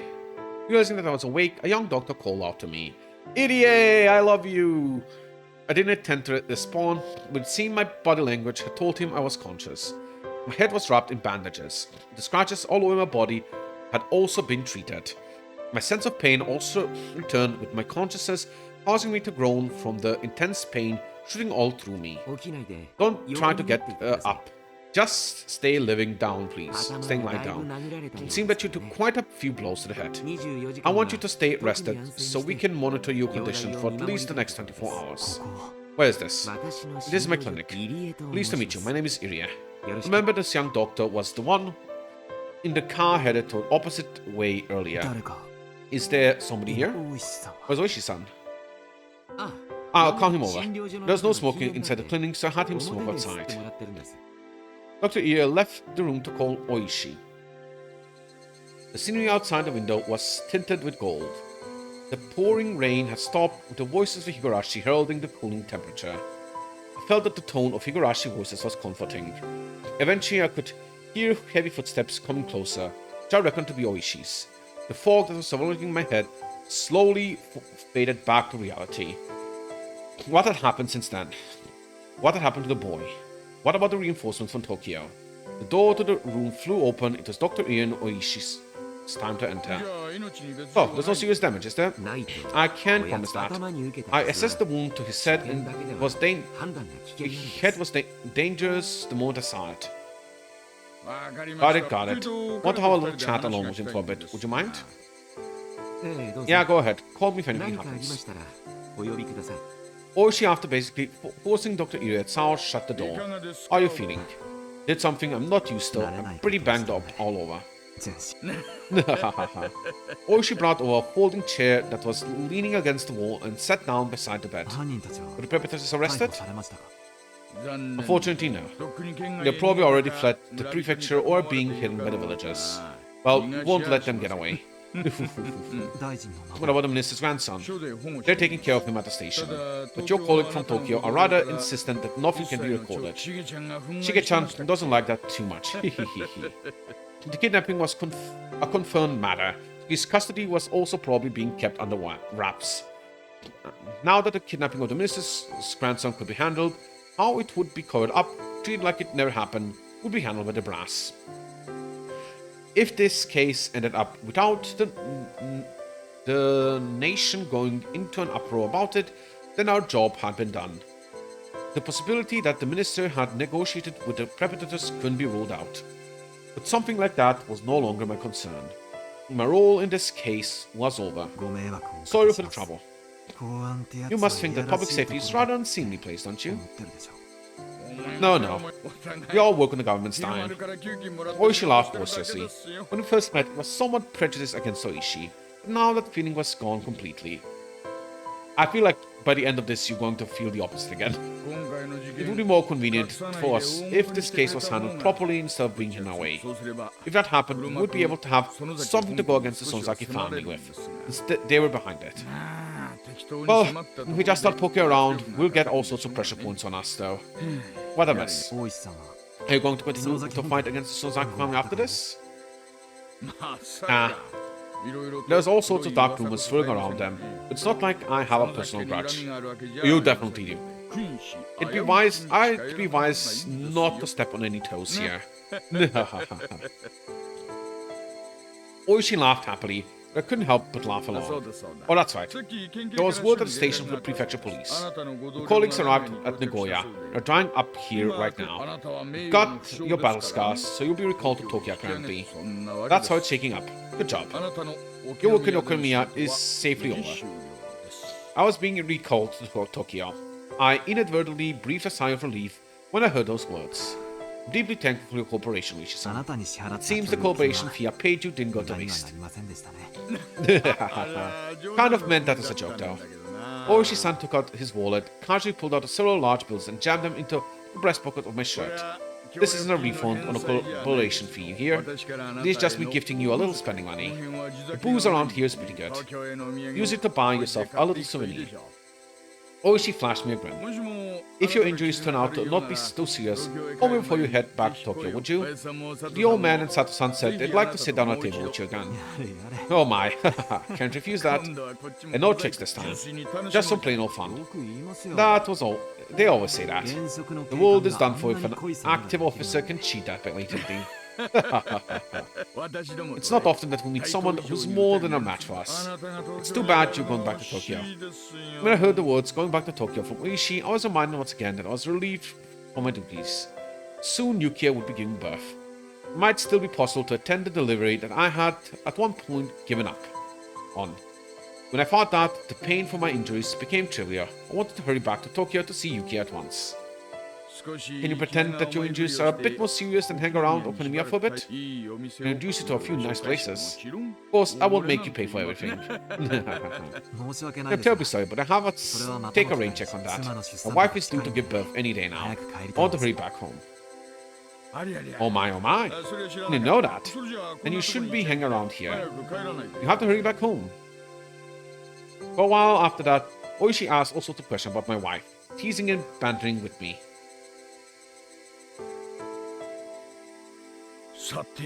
Well then, how do you feel? Think you can get up? Yeah, it's not so bad, thanks to you. Get up and walk, no problem. I stood up and shuffled around for a bit, which seemed to amuse Oishi's. Nah, I just thought that you might not feel comfortable at a hospital in Hinamizawa. Dr. Ie said he wanted you to stay overnight, but we still haven't caught the perpetrators. For this time being, this is an enemy territory for you after all. Are you saying the hospital isn't safe? Well, Dr. Ie is someone who's well regarded in the community. Dr. Ie is someone who's well regarded in the community. Not thinking everything happened while you were here, but I'm more worried about your mental health. I had relaxed a bit now that things had progressed this far, but it was exactly as Oishi had said. When I realized that this was enemy territory, I suddenly felt uncomfortable. With leaving behind the only thing left for me to do, the chance that I would come to harm was logically fairly low. That didn't mean I was completely safe. That's right. If I'm just going to be lying down, then doing it in a hospital bed wouldn't be all that different. Right. I also think that it's for the best. The moment I caught a glimpse of the clock over at Oishi's shoulder. It was the evening. The hours where I could call Yuki at the hospital were almost over. I wanted to tell her as quickly as possible that I would be back at her side. I want to call Yuki at the hospital. Is there a public phone in the lobby? Nah, new roulets are all like that. If I recall correctly, there's one by the register. I'll be waiting here, so go ahead. Oishi laughed while saying that he was jealous, opened up a window, and pulled out a cigarette even though he was in a hospital room. Appreciated how considerate Oishi was, as I set to the lobby to find the phone. The lobby was a short distance down the hallway from the hospital room. Part of the hospital was a bit too grand for the village like this, but of course it was nothing compared to the general hospital Yuki was admitted to. Running inside the hospital wasn't the best of manners, but calling hours would end soon, so I dashed over to hurry. There was nobody else in the lobby. Oh, something will go horrible. It may have been evening, but there was nobody at the reception desk. Well, this might actually be lucky for me. Wasn't planning on having a conversation to feel guilty about, but it would still be embarrassed to have someone listen to the conversation between me and Yukie. Taking a quick look around, I've soon found the payphone. Digging around in my pocket, I grabbed a few coins. Call Tokyo from here, I would burn through the amount fairly quickly. Picked up the receiver, inserted the coin, and dialed the number Yukie's hospital, which I had completely memorized at this point. Number for Yukie's hospital had a lot of 8s and 9s, so dialing it was inevitably took some time. Normally, wouldn't be a big deal, but currently, any time was precious. However, I felt that something was strange as I was dialing the number. Didn't know exactly how to put it. It was as if the receiver was too quiet. That unique white noise from the telephone line wasn't there. Somehow I felt that I was getting any feedback from the phone. Without feeling a response, hung the receiver up and tried again. The coin popped out from the return slot. We inserted the coin and began dialing once again. But the receiver was still dead silent. What is this? Disconnected? I was wasting time like that. The amount of had spent talking to Yukie shrunk. Began to feel unnecessarily impatient. Excuse me. Felt the presence of someone on the other side of the glass, so I called out. There was an immediate response of a man who seemed like a pharmacist over here. Yes, how can I help you? Pardon me. This phone seems to be acting a little strange. Could you take a look at it? The man came over, tried testing various things with the receiver pressed to the ear. Come to think of it, this was someone that worked at the hospital, not someone who took someone from a phone company. Just I didn't know much about phones, neither would he. Huh. What is this?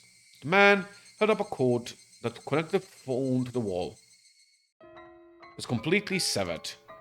What the heck is that? Well, this is a Dahlia of a pickle. Can't do anything with this until somebody from the phone company comes and fixes it. You're looking for a phone.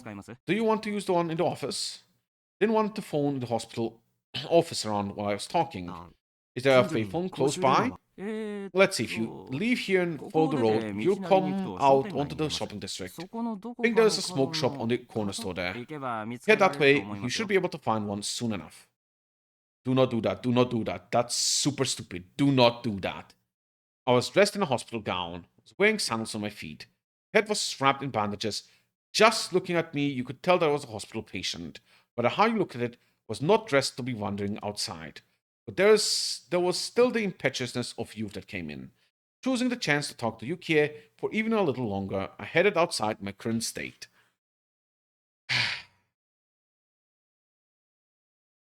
This is a Keiichi level of stupid. I'm sorry. Dude.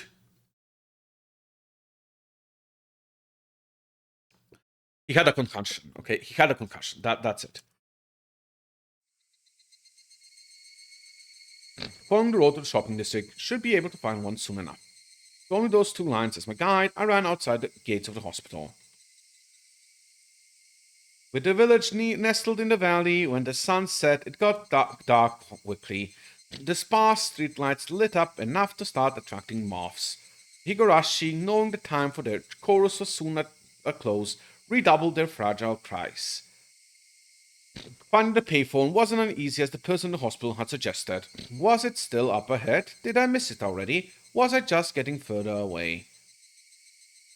Just as I thought that to be crushed by the waves of uncertainty towing over me, found a shop at the corner store with cigarettes written on a small sign.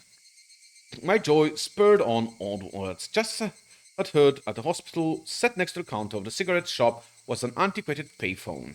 It wasn't wearing a watch, so I didn't know what time it was. It probably didn't have much left though. It was enough. Just as I thought I could tell Yukie my job was done and I could be coming home soon. Picking up the receiver, I slid down a coin in the slot. But I felt something was strange, just like in the hospital. Even after inserting the coin, the payphone showed no response. Hung up the receiver and tried pulling the coin once more, but there was absolutely no response. The phone was dead. It couldn't be.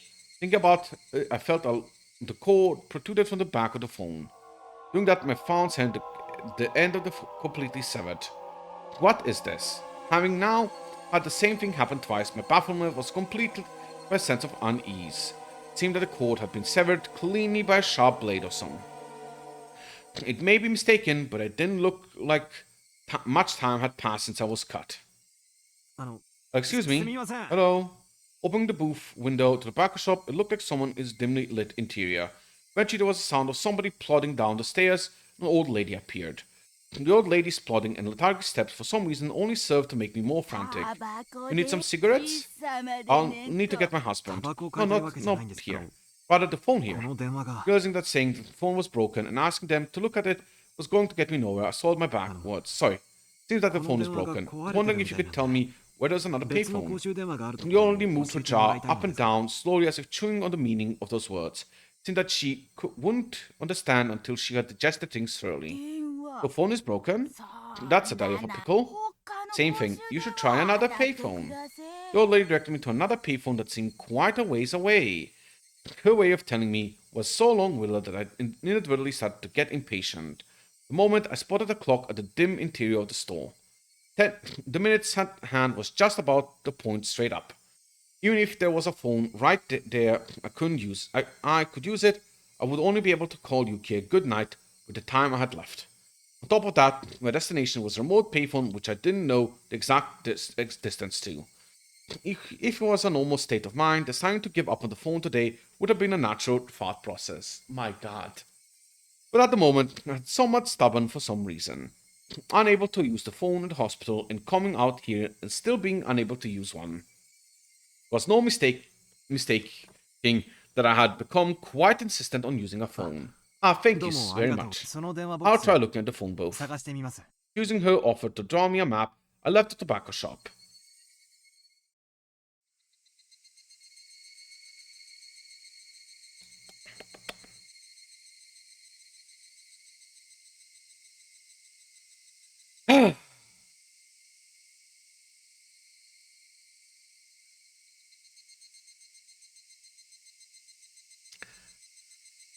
My guy. My guy. My guy.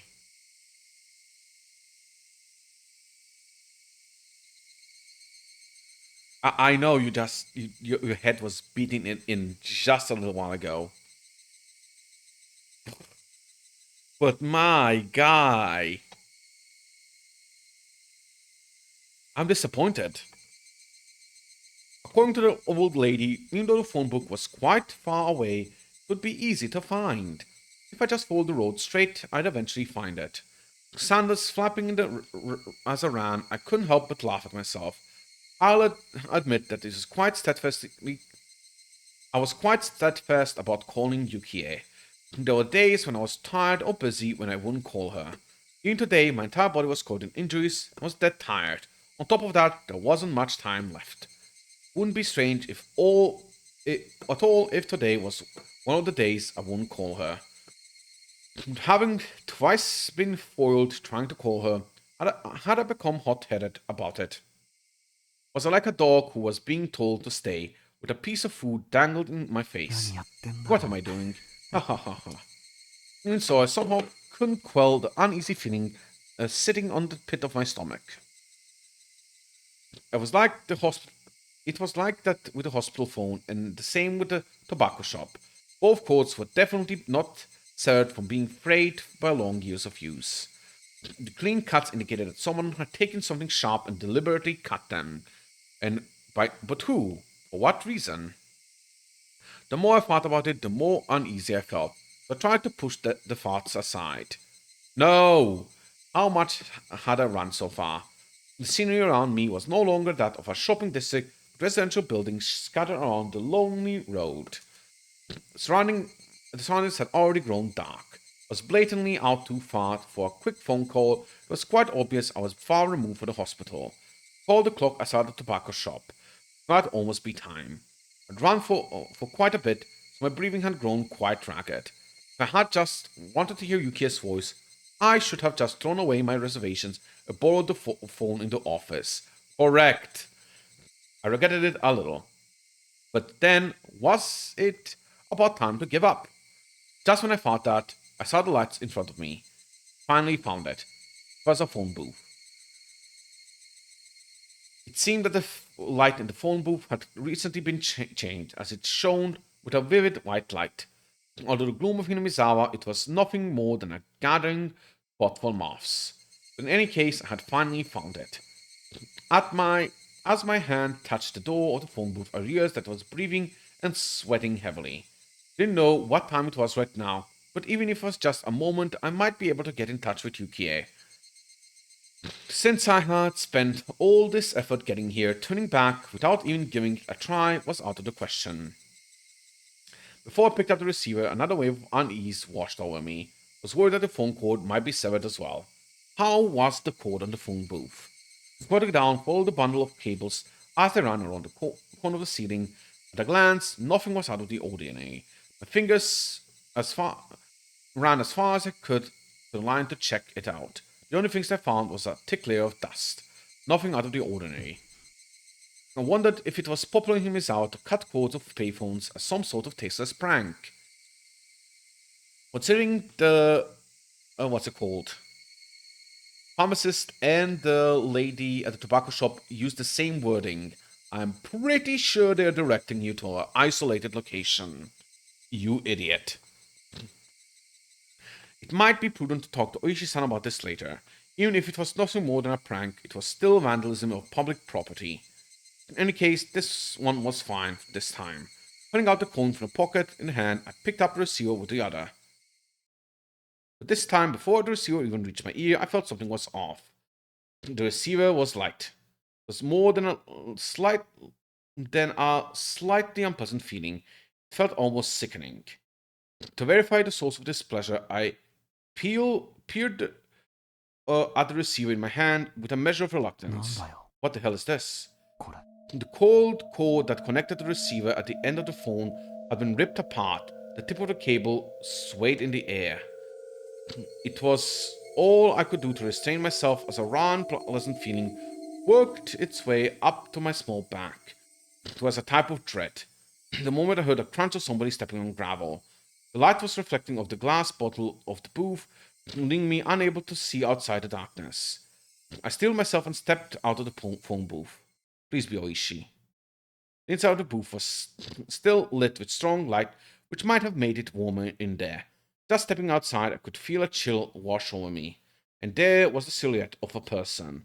A small silhouette. Oh no. 君は Your long hair over the silhouette was blown about by the cool breeze. 怪我人が Injured people 病 shouldn't 院 be を抜 sneaking け out 出 of the してはいけない hospital. のですよ。 Fully agreed. Fully agreed. Somewhere in my head, I knew who this girl was. I didn't have a basis for it, but I knew that she was that girl. ね Right, え、 Akasaka? 赤坂。 She, Rikafude, said this is almost like it was a warning. 君が Did you do this to the phone code? Her expression remained unchanged. My expression was left unanswered. No words, no response. Regardless, I felt like she had affirmed my suspicions. Probably not. Why would you do something like that? Why? The last word had a tinge of anger behind it. Frantically tried to smooth things over, but she didn't seem very afraid. もう There's nothing that can be done. Huh? I interpreted the words as meaning that I wasn't going to be in time for calling hours at the hospital. To think about it, that would be a strange thing to say. Why would she know something like that? I could take what she said to have any other meaning. She just stood there like a mannequin, not even moving an inch. Almost to the point that if the wind wasn't occasionally rustling through her long hair, there would be an illusion that time had stopped. 赤坂が I know very well that you think I'm a creepy 気味悪 Akasaka.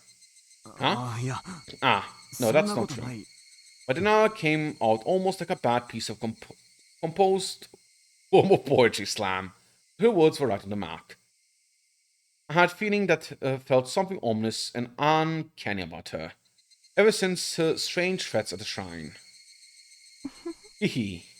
You can notice that my expression was contrary to my words, seemingly laughing at the gap between them. 赤坂が怖 Akasaka, がり you're a coward. Tee. I'm not a 怖が coward. ってなんかいない Me よ laughing at the small child didn't sit well with me. So I said that. もう電話を Even if you 探 find して another も phone, it's too late. そう Uh, だな that's right. She didn't even have to say it. It was absolutely too late. I might have already missed the calling hours even by the time I reached the phone booth. It was too late. I had no option but to give up for today.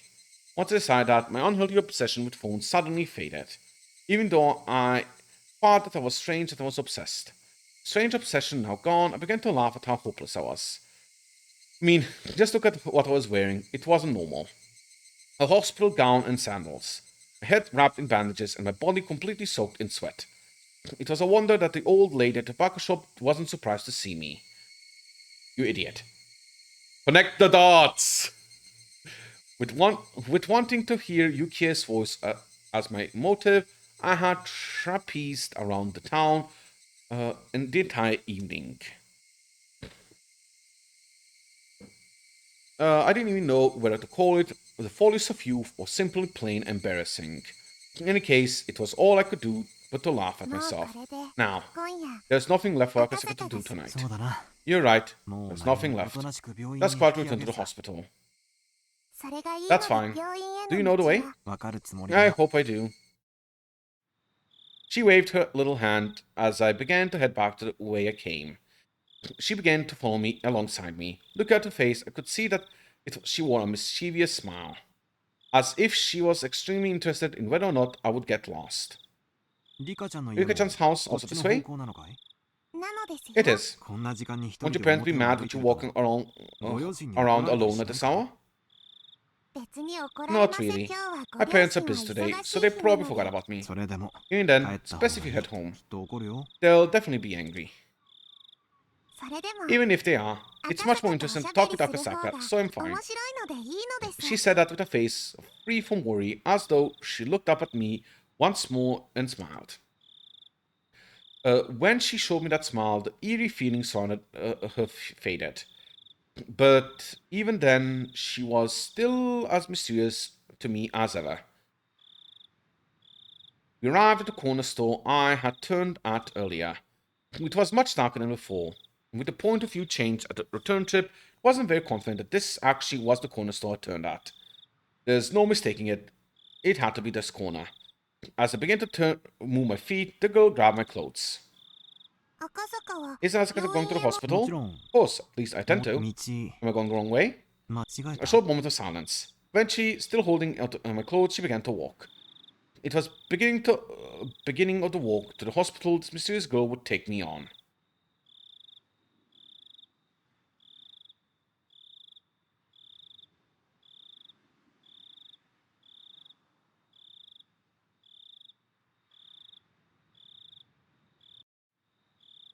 The person who was running around, cutting all the phone cords was you, wasn't it, ダメだ Rika-chan? よ Shouldn't do that anymore. 僕には I'm not sure what you're talking 本 about. 当にかい Really? She tried to play it dumb, but it was written all over her face. ニパー Nipa. It was obvious she was trying to laugh it off, but that adorable smile of hers just made me want to forgive her. I'm going to be a horrible father, aren't I? The momentary lapse in tension was eased by her next words.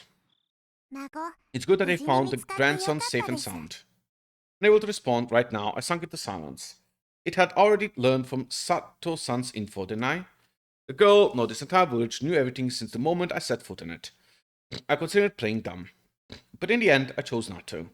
Everything being known already, there was no point in feigning ignorance. なんとかね Somehow.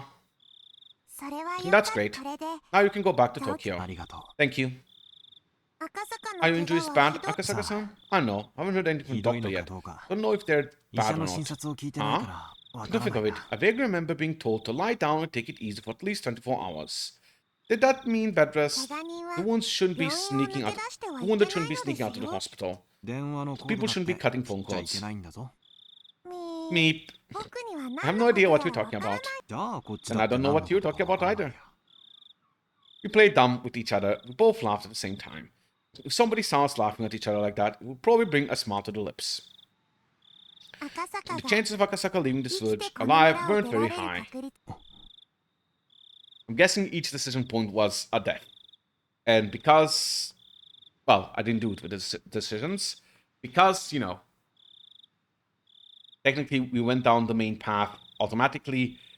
We never met a death. 僕は I 赤 don't 坂 want に死 Akasaka ん to でほ die, しく so は I'm ない glad you の leaving で the village alive. リカちゃん Rika-chan, 最初っから you knew who I was right from the beginning, didn't you? 私の正体は知っ He てた said んだ nothing, but gave a firm な nod. ら Well then, 分かっ I ている think you と know 思うけ this, ど but we're probably somewhat of an enemy to the 私 people in た the ちはこ village, の I would 村の think. なのに君は But you still gave me lots い of ろいろと warnings. 忠告してくれたね That's right.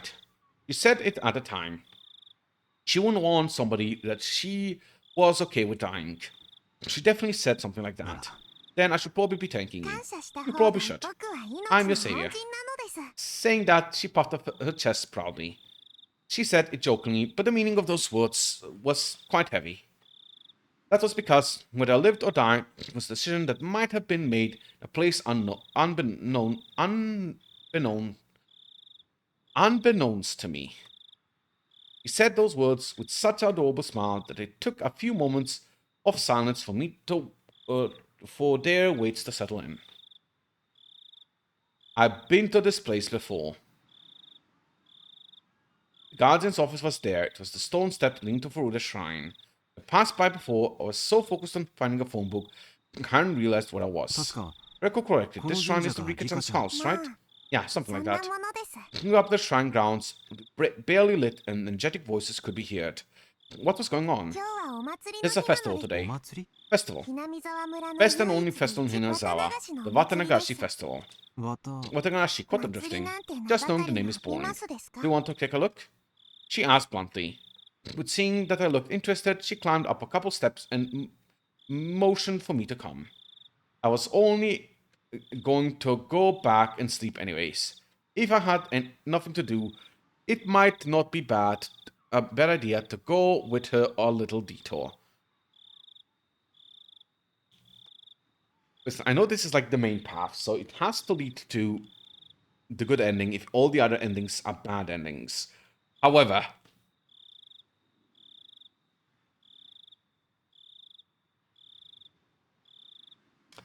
bro is making all such dumb decisions. In this hostile territory, there was this village. I didn't know what would happen if I ventured deep down a side road with Oishi. Even though I thought of the village like that, when I was with this girl, I forgot all about it. In any case, even without anything to back it up, felt though as long as I was with her, none of the ill will from the village would befall me. That's why, even though I knew my cover was blown, I said strangely no qualms about setting foot here at the heart of Onagafuji Guardian's territory. Climbing up the ground to the shrine, I could see there were 3 pavilions set up, with meeting tables and folding chairs. The old folks from the village, no the executive of the Guardians, were already quietly, drunkenly sharing another round of drinks. Could only see if the people from the village council drinking while enjoying this evening air. At the very least, it was certainly quite different than any festivals I've seen. ね See, つまんない it's quite a boring お祭りでし festival, ょ isn't it? Haha, certainly doesn't look like a こ festival. れは 大昔 It's a から festival ずっ that と続い happened てき a たお long 祭 time り ago, ですが but as you can see, it's not like it used to be. As if a child the old folks, she said that while looking at them with an exasperated expression. You really couldn't call them a festival anymore. It was just a bunch of neighbors gathering together to drink under the guise of a festival. Haha, I feel sorry for the deity being celebrated here. 祀られる神様も こんなみっともない Give this sorry excuse for a festival 5 or 6 more years, and everybody in the village will start coming. ちゃんと儀式も Ceremony 真面目 will にやる also be done properly. It will be our spectral festival again. When she said that, it was not so much wishful thinking as if telling the future that had already been determined. And she's correct. She wasn't even predicting it. It was almost like she was simply reporting the results. That's how it sounded. Even though it was a basic speculation, there was the way she said it wouldn't let me interject. If that was the same way she talked about when she changed. While I was struggling to find the words to reply to her, she wandered around over to the other side of the grounds, not minding me at all. Not in a state where I could afford to be left behind, I hurriedly followed her. Passing through a couple of copses of pine trees, a strong and cool breeze ruffled my hair. There, from that one evening, was the splendid observation platform the girl had shown me. Meanwhile, everybody else at the festival. God, Rika-chan, why did you bring the literal guy responsible for so much headache here? Oh well, children be children. Should we shoot him? Nah. As it had grown completely dark, the modest lights littered across the landscapes were providing a different type of scenery. No. Instead of that. Damn, the guy we were trying to kill tonight is here. Should we kill him? No, that would be a terrible alibi. Him dying right here? It's like might as well be saying we killed him. Damn, he's good. He went to the one place where it would be obvious we did it. Which means this is the only safe place. The Tokyo detectives sure are good. こうして Looking at it 眺め like ると this, the village seems この tranquil. 村ものどかそうに見 She え said ます that の with で an す indifferent look at her face. 君は先日 Just the other day, この村は you said this village 絶対に definitely ダム wouldn't be に沈むこと submerged は without な a い dam, didn't you? She didn't So reply, Diane seemingly relishing the feeling of the wind blowing through her これ hair. は Didn't that mean that at that point the あの時点 minister で had もう already complied with the demands? She spun around, her gaze meeting mine. But she said nothing. She spoke nothing and would neither confirm nor deny what she had said.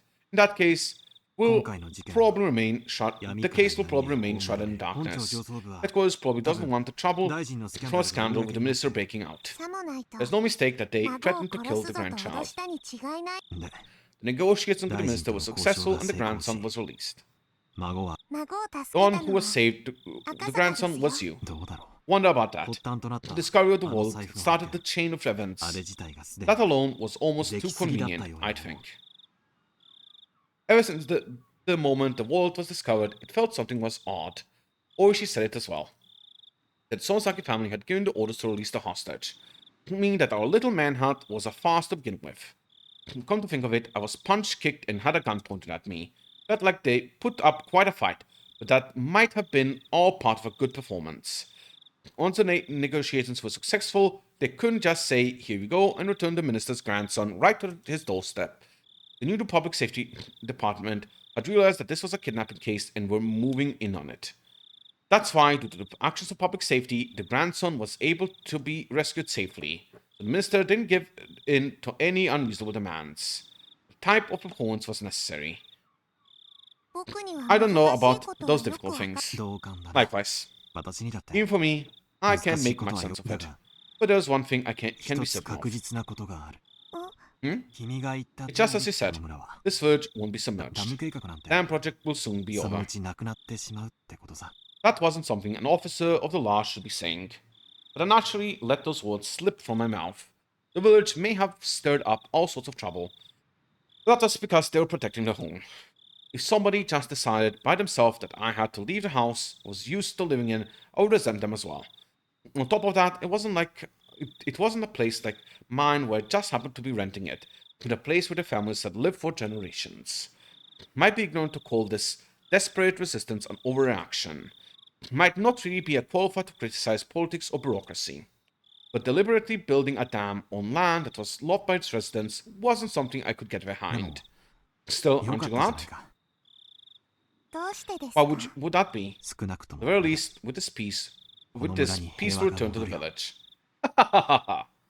Even though the minister promised to use the considerable influence to cancel the project, it would probably take more than a few months before it would be completely scrapped. At the very least, it would probably take 1 or 2 years. The village, just to officially hear that the village wasn't going to be submerged, bottom of the dam was still ways off. But it was no mistake that the promise of peace returning to the village was there. It turned out that from the beginning to the end, that it had already been decided. Just as the girl had said, it was decided. There wasn't really a need for me to come here in the first place. There was absolutely no need for me to come here and aggravate an unpleasant situation. If I had never come here, then the grandson's release might have been done in a more amicable 平 manner. 和がこの Peace? 村に In this village? When I nodded, she laughed as if to admonish me, but the face remained expressionless. And then her eyes narrowed slightly as she これ snickered. から毎 Even 年 though every year from now on, something 17 bloody will です occur. Hehehe. リカちゃん Rika-chan, what are you talking about? 何の話 As the wind blew her hair about the girl, as if taking pleasure in that I was the only one who didn't know. Continued to snicker as she looked at my face for a while. 私ね You あ see, と何 a 年 few か years, すると I'll be killed. 殺されるの Ah? Backlit by the moon, it was hard to tell if her expression that had been cast in shadow was smiling or amused, or リ resigned. カちゃんが You will? どうした Why? とても不 It's a 愉 very 快なこ unpleasant とで thing, それ though. は多分 It's also probably been 決ま decided ってい already. ることなの 決まってい Decided by る whom? Who would decide such a そ thing? れを私 I'd は like 知 to り know た that い as well. Turning back to the face me, she showed me a resolute expression for the first time. After staring into my eyes for a moment, she turned back to gaze at the scenery before she spoke her next words. ここは There's a lot of people who have 人 no の regard for 命を human 軽 life. く伝えても Even if I tell you this, it might not 何も change 変わ anything っても though. But if you want to erase the 死とい specter う of death, 月を映す sometimes, 水面をかき消すため sometimes, なら like with the reaction of the moon on water, all you have to do is throw a small stone. あるかもしれ I ない had no idea what she was trying to say. I just had to listen to every word with my body and soul, or at least that's what I thought.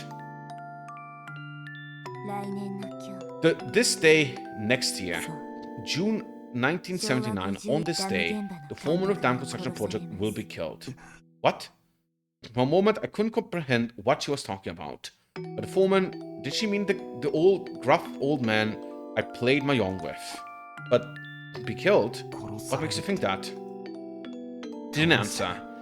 But she had the same expression on her face as she did when she declared that the dam project would go away. That wasn't the face of somebody making a forecast or prediction. It was something that was already decided. No, it was as she had already reported the results. That sort of expression. 恐ろしい殺さ After れ being 方を killed し in a た gruesome manner, the body will be torn apart and disposed of. Murder and dismemberment. The next year, in June 1980, Satoko's parents will be punished 突き to 落と their されて death. 死にます Satoko's pushed. It was the first time I had heard the name, but I couldn't have the courage to interrupt the girl's ある story. いは Might be an accident. 不幸な事 An 故 unfortunate accident. The girl smiled faintly, but she wasn't exactly encouraging me to smile along with this lifeless look in her eyes. そして And then the year after さら that, にその翌年 the の day 昭 of 和 June in 56 1981, my parents will be killed. そしてさらに And then the year after that, 昭和 June 57 1982, サトコの Satoko's 水割り abusing を aunt will have 頭 her を head 洗 split って open and die. そしてさらに And then the year after that, the 昭 year 和 of June 58あるい 1983, は or possibly a few days afterwards, I will be killed. All the deaths are preordained. Then the last one will also be all according to plan. But then whose plan would it be?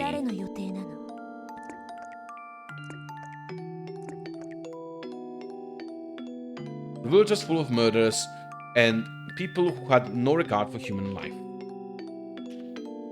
Okay, no fucking way does Rika know this in advance.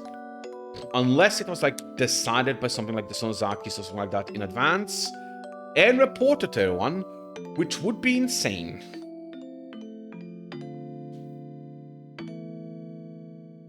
So other than going super meta, other than literary magic or going meta, what could this be?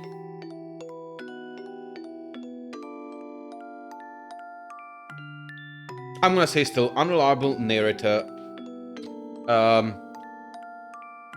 What's its face? Kasaki? I can't believe I forgot his name. Akasaka, having his head split open, is still kinda delirious in a bad shape. This night, he went with Rika here, who talked about future deaths of people on Watanagashi, possible past deaths, and, well, due to his injury and delirium, now 5 years later when he's recounting this, he is recounting this wrong and thinks she had predicted all of these deaths. That's an explanation. Don't think it's right, but it's an explanation. That wouldn't require, magic. It would be fine to believe that all the deaths up to 1982 would be the work of somebody in the village. It would be fine to believe that all the deaths that would occur were at the discretion of those who controlled the village. That didn't explain what would happen in 1983. There was no way that the last death would fit in with anybody's plans. They had no regards for human life.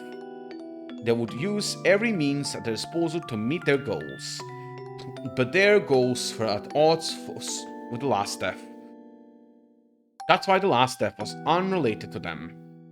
But that last death would definitely, most likely, probably, without question, happen. Probably definitely, I dare say. The last death would be a miserable one. A handkerchief or something being placed over their mouth, making them lose consciousness, never to wake up again. Exactly whose plan was it? I want to live happily. That was my only wish. Surrounded by the precious friends, spending our days enjoyably. Only that. I don't wish for anything more than that. Rika-chan. I don't want to die. The girl, stoic as ever, let those words slip in the end.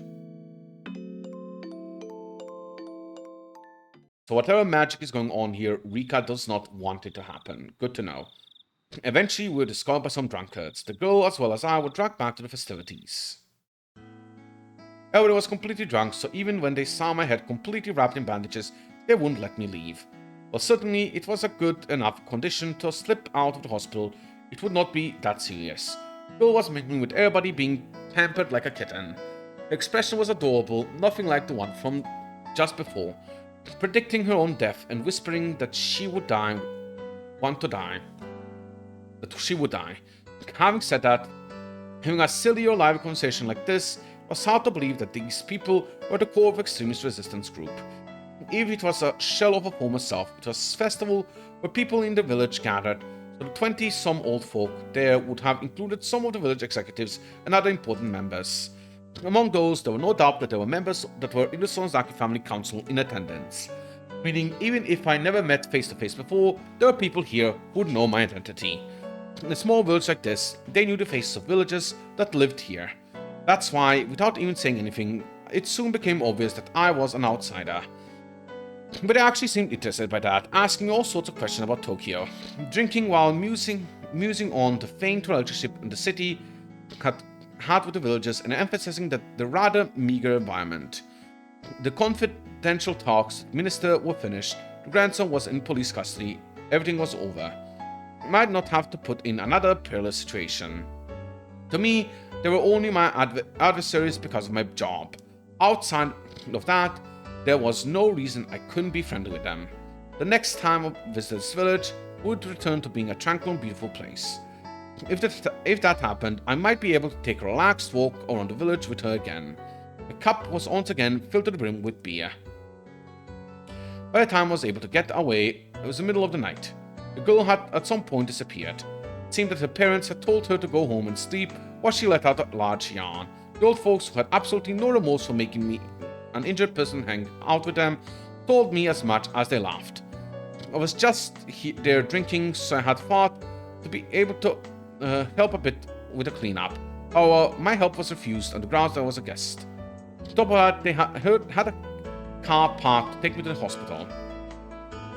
Losing the battle against my sleepiness inside the car, I was sound asleep until we reached the parking lot of the hospital. The front door of the hospital was naturally locked at this hour. I wandered around, bewildered, searching for the back entrance until somebody on night duty found out and let me inside. Where were you at this late at the night? That is weird, you know? Sorry for the trouble. I was held up with the people having a festival at the shrine. Oh, they did say something about everybody at the town council getting together for a drink. My condolences. Are your wounds alright? They're throbbing a bit. It's probably because of the alcohol, I think. Oh, that's right. The detective was with you wanted to get in touch. Oops. I kept Oishi waiting. Glance at the clock. No matter how you look at it, it was way too late to call him. I'll apologize to him tomorrow over the phone. Turned back to the hospital room and slipped into bed that was still unmade from the time I went outside. Oh, that's no good. I have to turn off the lights. But my weariness had cut the cord powering my body, lulling me into a deep sleep. Higurashi when they cry. If this isn't the chapter end, I am going to end myself. Not in that way. I'm just gonna end. Hey! Alright, we'll read the tips and I'm done. 3 chapters today. Nice. This is supposed to be the shortest of the Higurashi games. So I'm pretty sure we'll be able to finish next weekend. Let's read episodes. Higurashi episodes. Let's read the tips here. Mother's Diary 1. There was something I didn't like about my child. First I realized it was when I started writing these things down. They never warn you about it in any books about raising children, but they aren't just a plaything. If they aren't able to feel loved even when they're not doing exactly as their parents want them to, then those parents are failures. That wasn't something like that though. How could I say it? It's probably hard to explain with mere words. Just wanted my child to be average. As long as they weren't falling behind, there wasn't any need for them to excel at something. As long as they acted appropriately for their age, I would have been fine with that. But my child had been difficult ever since kindergarten. When all the children in the class were running around in excitement about the field trip, the next day she only wore a bored look at her face, aloof and distant. When other kids broke the equipment at the athletics festival and were apologizing fervently, she only wore a bored look on her face, aloof and distant. When teacher was reading a fun picture book, only she wasn't smiling. Even if they all got to eat a delicious bento, only she wasn't smiling. If it was only this, I would still be in the realm of understanding. However, what I don't understand about my child is that if the aforementioned situations happen again, they'd now act in a manner befitting their age. I don't understand the principle behind that as a parent. Why were they indifferent about the field trip, but happy about this one? Why were they indifferent about the picture books, but happy about this one? Why were they indifferent about the bento, but happy about this one? The former and the latter in each situation seemed exactly the same to me. There was even times when I thought the former one was better. I don't understand the child's feeling. During parent-teacher meetings, the teacher always said the same thing. I would always respond that I don't understand my own child, and we would mope together. My husband, always the optimist, once said that a young child's feelings are different from adults, so there was things that we don't understand. We shouldn't worry about it. I lament his lack of urgency. One day, when I was in a good mood, took the effort to prepare a menu that my child would enjoy, but she only smiled with a vague expression of disinterest. The attitude frankly made me angry, so I hit her on her head. On a day when the weather was nice, the laundry I had just hung up to dry was blown by a large gust of wind, causing the entire line to fall down. But she was watching me trying to pick up the laundry in a panic, stood there laughing. The attitude frankly made me angry, so I hit her on the head. I think the sort of thing happened countless times. Before I knew it, my child was only able to look at me with an indifferent expression on her face. Regret the fact that I had been a bad mother. Thinking about thinking I should regain her trust, but to get it back little by little with some light interactions. Seeing her do some sort of craft work on the veranda, I called out to her. ここ数日 The, these 気持ちのいい晴れの日が続いて past days 気 have 分がい been いわ nice and ね sunny. Yes, feels nice, doesn't it? The child, with a different look at her face, on her face, I hated so much, looked at me for a moment, then without a word returning to her immersing herself in her craft work. Till now, would have hit her on the head just for that. I held myself back. 何を作 What っ are て you るの making? Is オ that リ a ン doll? テルテルボ A ー weather charm. The child was using inserts from the newspaper to deftly make a weather charm. The forecast hadn't called for rain. The child, in her own way, was praying that the sunny days would continue. Being able to understand my own child for the first time in a while, I couldn't hide my happiness. Bringing out a ball of yarn, I began to help my young child's cute weather charms from the eaves of the house. ダメ It's よ no good, Rika. 頭が重す The ぎるか heads ら are too heavy, see? 逆さてる They て have る坊主 become になっちゃうわ reverse ね charms now. これじゃ If they're like 晴 this, れじ they're ゃな called く rain て instead of the 雨 sun. になっちゃうわよ When I started to take them down, my child tugged at the hem of my shirt as if to stop me. 逆さになる That's よう because I に made 作 them った upside のだ down. They're fine. でもリカ Trika, they're てる upside てる down. They 坊 want 主 the が chance 逆 to call さ for a じゃ sunny day, you know? 雨が降るよう They に make a chance for the おまじない rain, を so して they're いるか fine. ら I desperately それでいいの。 suppressed the emotions welling inside me. I was trying desperately to understand my child. Oh, I see. そっ The か morning glories in the garden were お starting to 庭 feel a の朝 little 顔 wilted が from the sun. So 晴 I れ want some 続き rain, で right? 元気がなくなっ The ちゃっ child たか turned to ら me from the expressions I 雨 hated the が欲し most. いのね晴れにね I got bored of the clear 飽 weather. きたの Don't understand, I don't understand. Just can't understand this child. Seems pretty simple to me. Same weather all the time, you want some rain. Kind of what I'm experiencing right now.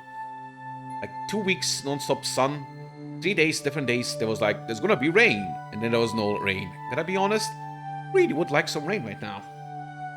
Not even just like for the plants or something, just for a change up. So I get it. Mother's Diary 2. During the family council, she buried herself under Orio's futon again. Oreo-san dotes on her unwaveringly. No matter whatever insolence my child commits, she doesn't mind. It's almost as though my child is a kitten or something. Oreo dotes on her exactly like you would with a kitten. As a mother, I chided her for doing that. Until Oreo had said 3 times that it was fine, I chided her as a formality. Of course, she never lends an ear to any of my chidings. Knowing that Oreo-san standing was far above mine, she behaves like that. Don't like the cunning that's unbefitting of her age either. In any case, not only Oreo-san, but the rest of the old folks in the village spoil her too much. One day I was surprised. By chance, on the way back from hospital, I saw her by herself just outside a candy shop. My own child suddenly grabbed the snack, opened the package right there, and then started eating it. She didn't make any attempt to pay for it, and she didn't even think of looking around. It didn't even feel like she was shoplifting, more like she was brazenly eating snacks that was offered to her. When I began to admonish my child, the elderly shop owner appeared and covered for her. The owner gave the ridiculous excuse that he had said it was okay for a child to eat any of the snacks out by the entrance, so it was fine. When I tried to pay for the snack my child had eaten, the owner refused my money. During the exchange, more old folks suddenly gathered around. It began to feel like I was the one in the wrong. The elderly people all pulled their hands together reverently in front of my child and repeatedly voiced their respects. I was born into through the family, so it wasn't like I didn't know why she was being treated specially. When I was still young, was something I had heard often from my grandmother. If by any chance the child I gave birth to was a girl, that child would be the living incarnation of Oyoshiro-sama. All the older folks believed she's the living incarnation of Oyoshiro-sama and spoil her rotten. Not only did they spoil her, but they even told her that she was living incarnation of Oyoshiro-sama, that she was a divine power and that through all sorts of strange folktales her way.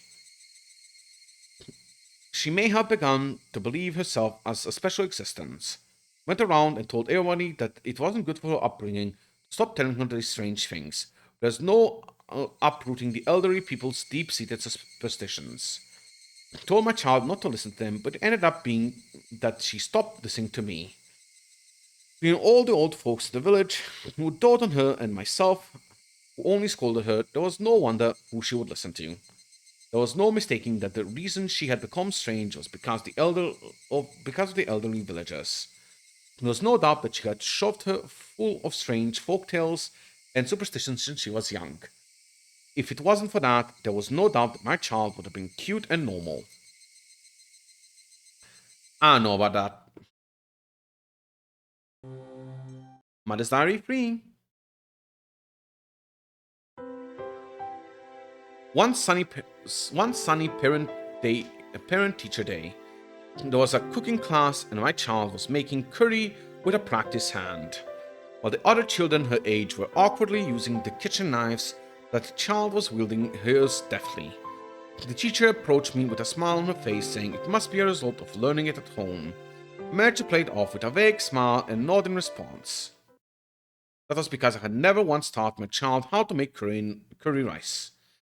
Even then, she was peeling vegetables and with a practiced hand, adding them into the pot in order of which it took longest to cook. For a normal parent, that might unintentionally clap their hands together, happy at the child's actions. But in my case, it was different. There was no mistaking that somebody had taught her how to make the curry rice when I wasn't taking care of her. Thinking that, I quietly fell into an unpleasant mood. When I asked, it seemed she could also sew and do laundry. I'd never taught her how to do those. Again, never saw her do it around the house. Be it cooking or sewing or the laundry. Again, that was probably because the elderly villagers taught her all sorts of rubbish when I wasn't looking. It seems like useful life skills. Not only that, they probably taught her all sorts of strange superstitions, trying to prop her up as the living incarnation of Oyoshiro-sama. I said as much to my husband, suggesting that we should keep our child away from the elderly folk. My husband, who was in the position of being the head priest of the Furuta shrine, had a little power against the elderly who supported it. He took the rather uncommitted stance of saying that as long as it was being doted upon, wasn't it fine? I argued against that. She was our child. She should be a completely normal girl. That was what the elderly were expecting, that she was the living incarnation of Oyoshiro-sama was simply odd. The elderly villagers believed that the child had divine powers. We would discuss this weather for the following day, but there were many times when I left the house without an umbrella and came back soaking wet. Rather than having clairvoyance, that was just second-hand knowledge from her watching the news all the time. The things that she knew that she should have known were just a result of the people who were trying to indoctrinate her, and people who were gossiping, getting together in the village. However, there certainly were days when everybody thought it was going to be sunny all day. The child would stubbornly not go out without an umbrella. It would occasionally rain, and in the end, we would be saved. There might also have been a few times where Rika knew of major incidents in the foreign countries faster than the news did. I thought that she must have heard it break over the radio or something. Knowing these things, she couldn't have something like that was in front of me right now, wasn't it? The child was making curry rice that there shouldn't have been anyone who taught her how to do. No, that couldn't possibly be the case. Somebody had taught her, indoctrinated her. What I wasn't taking care of her, somebody had indoctrinated Rika with something. Furuta-san's curry is absolutely splendid. I'll give it a gold star. 先生、花は Nippa! フルデさん Where did you learn は to お cook, 料理何 Furuta-san? 習いましたか？ At home? Yes, お at 家なの home. ですよ。 The other parents in attendance were impressed. Lies, all lies. I didn't teach her anything. Who was it? Who was it? Who was the person who had completely indoctrinated my child? She was a normal, average daughter, not the living incarnation of Urashio-sama. I know, man. Seems like the living incarnation of Urashio-sama. I'm kidding. Oh, I already saved, didn't I? Yeah, end of chapter 5. Just for safety's sake, let's do it again. I'm calling it here. Almost 4 hours is quite good. I thought I would have to call it earlier today, but thankfully I did not. And we even managed 3 chapters, which is really good. Next Saturday or Sunday, we're continuing. We're probably finishing Himatsubushi next weekend. All the other Higurashi games have taken 5 streams. This one is supposed to be the shortest, so I'm hoping the next weekend is enough. After that, though, it's gonna become a bit troublesome. I am going to go to vacation the middle of August, around the 16th, 17th. I'm not sure if I'm going to be able to finish the next Higurashi game if I started the weekend after. I'm going to have to see. Still, I'll try. So, see you all next time. Alright, Tuesday and Thursday are probably going to be... what is it? Against the Darkness? No, Age of Darkness. It's Age of Darkness, right? Yeah, Age of Darkness, Final Stand. And that's all. See you all next time.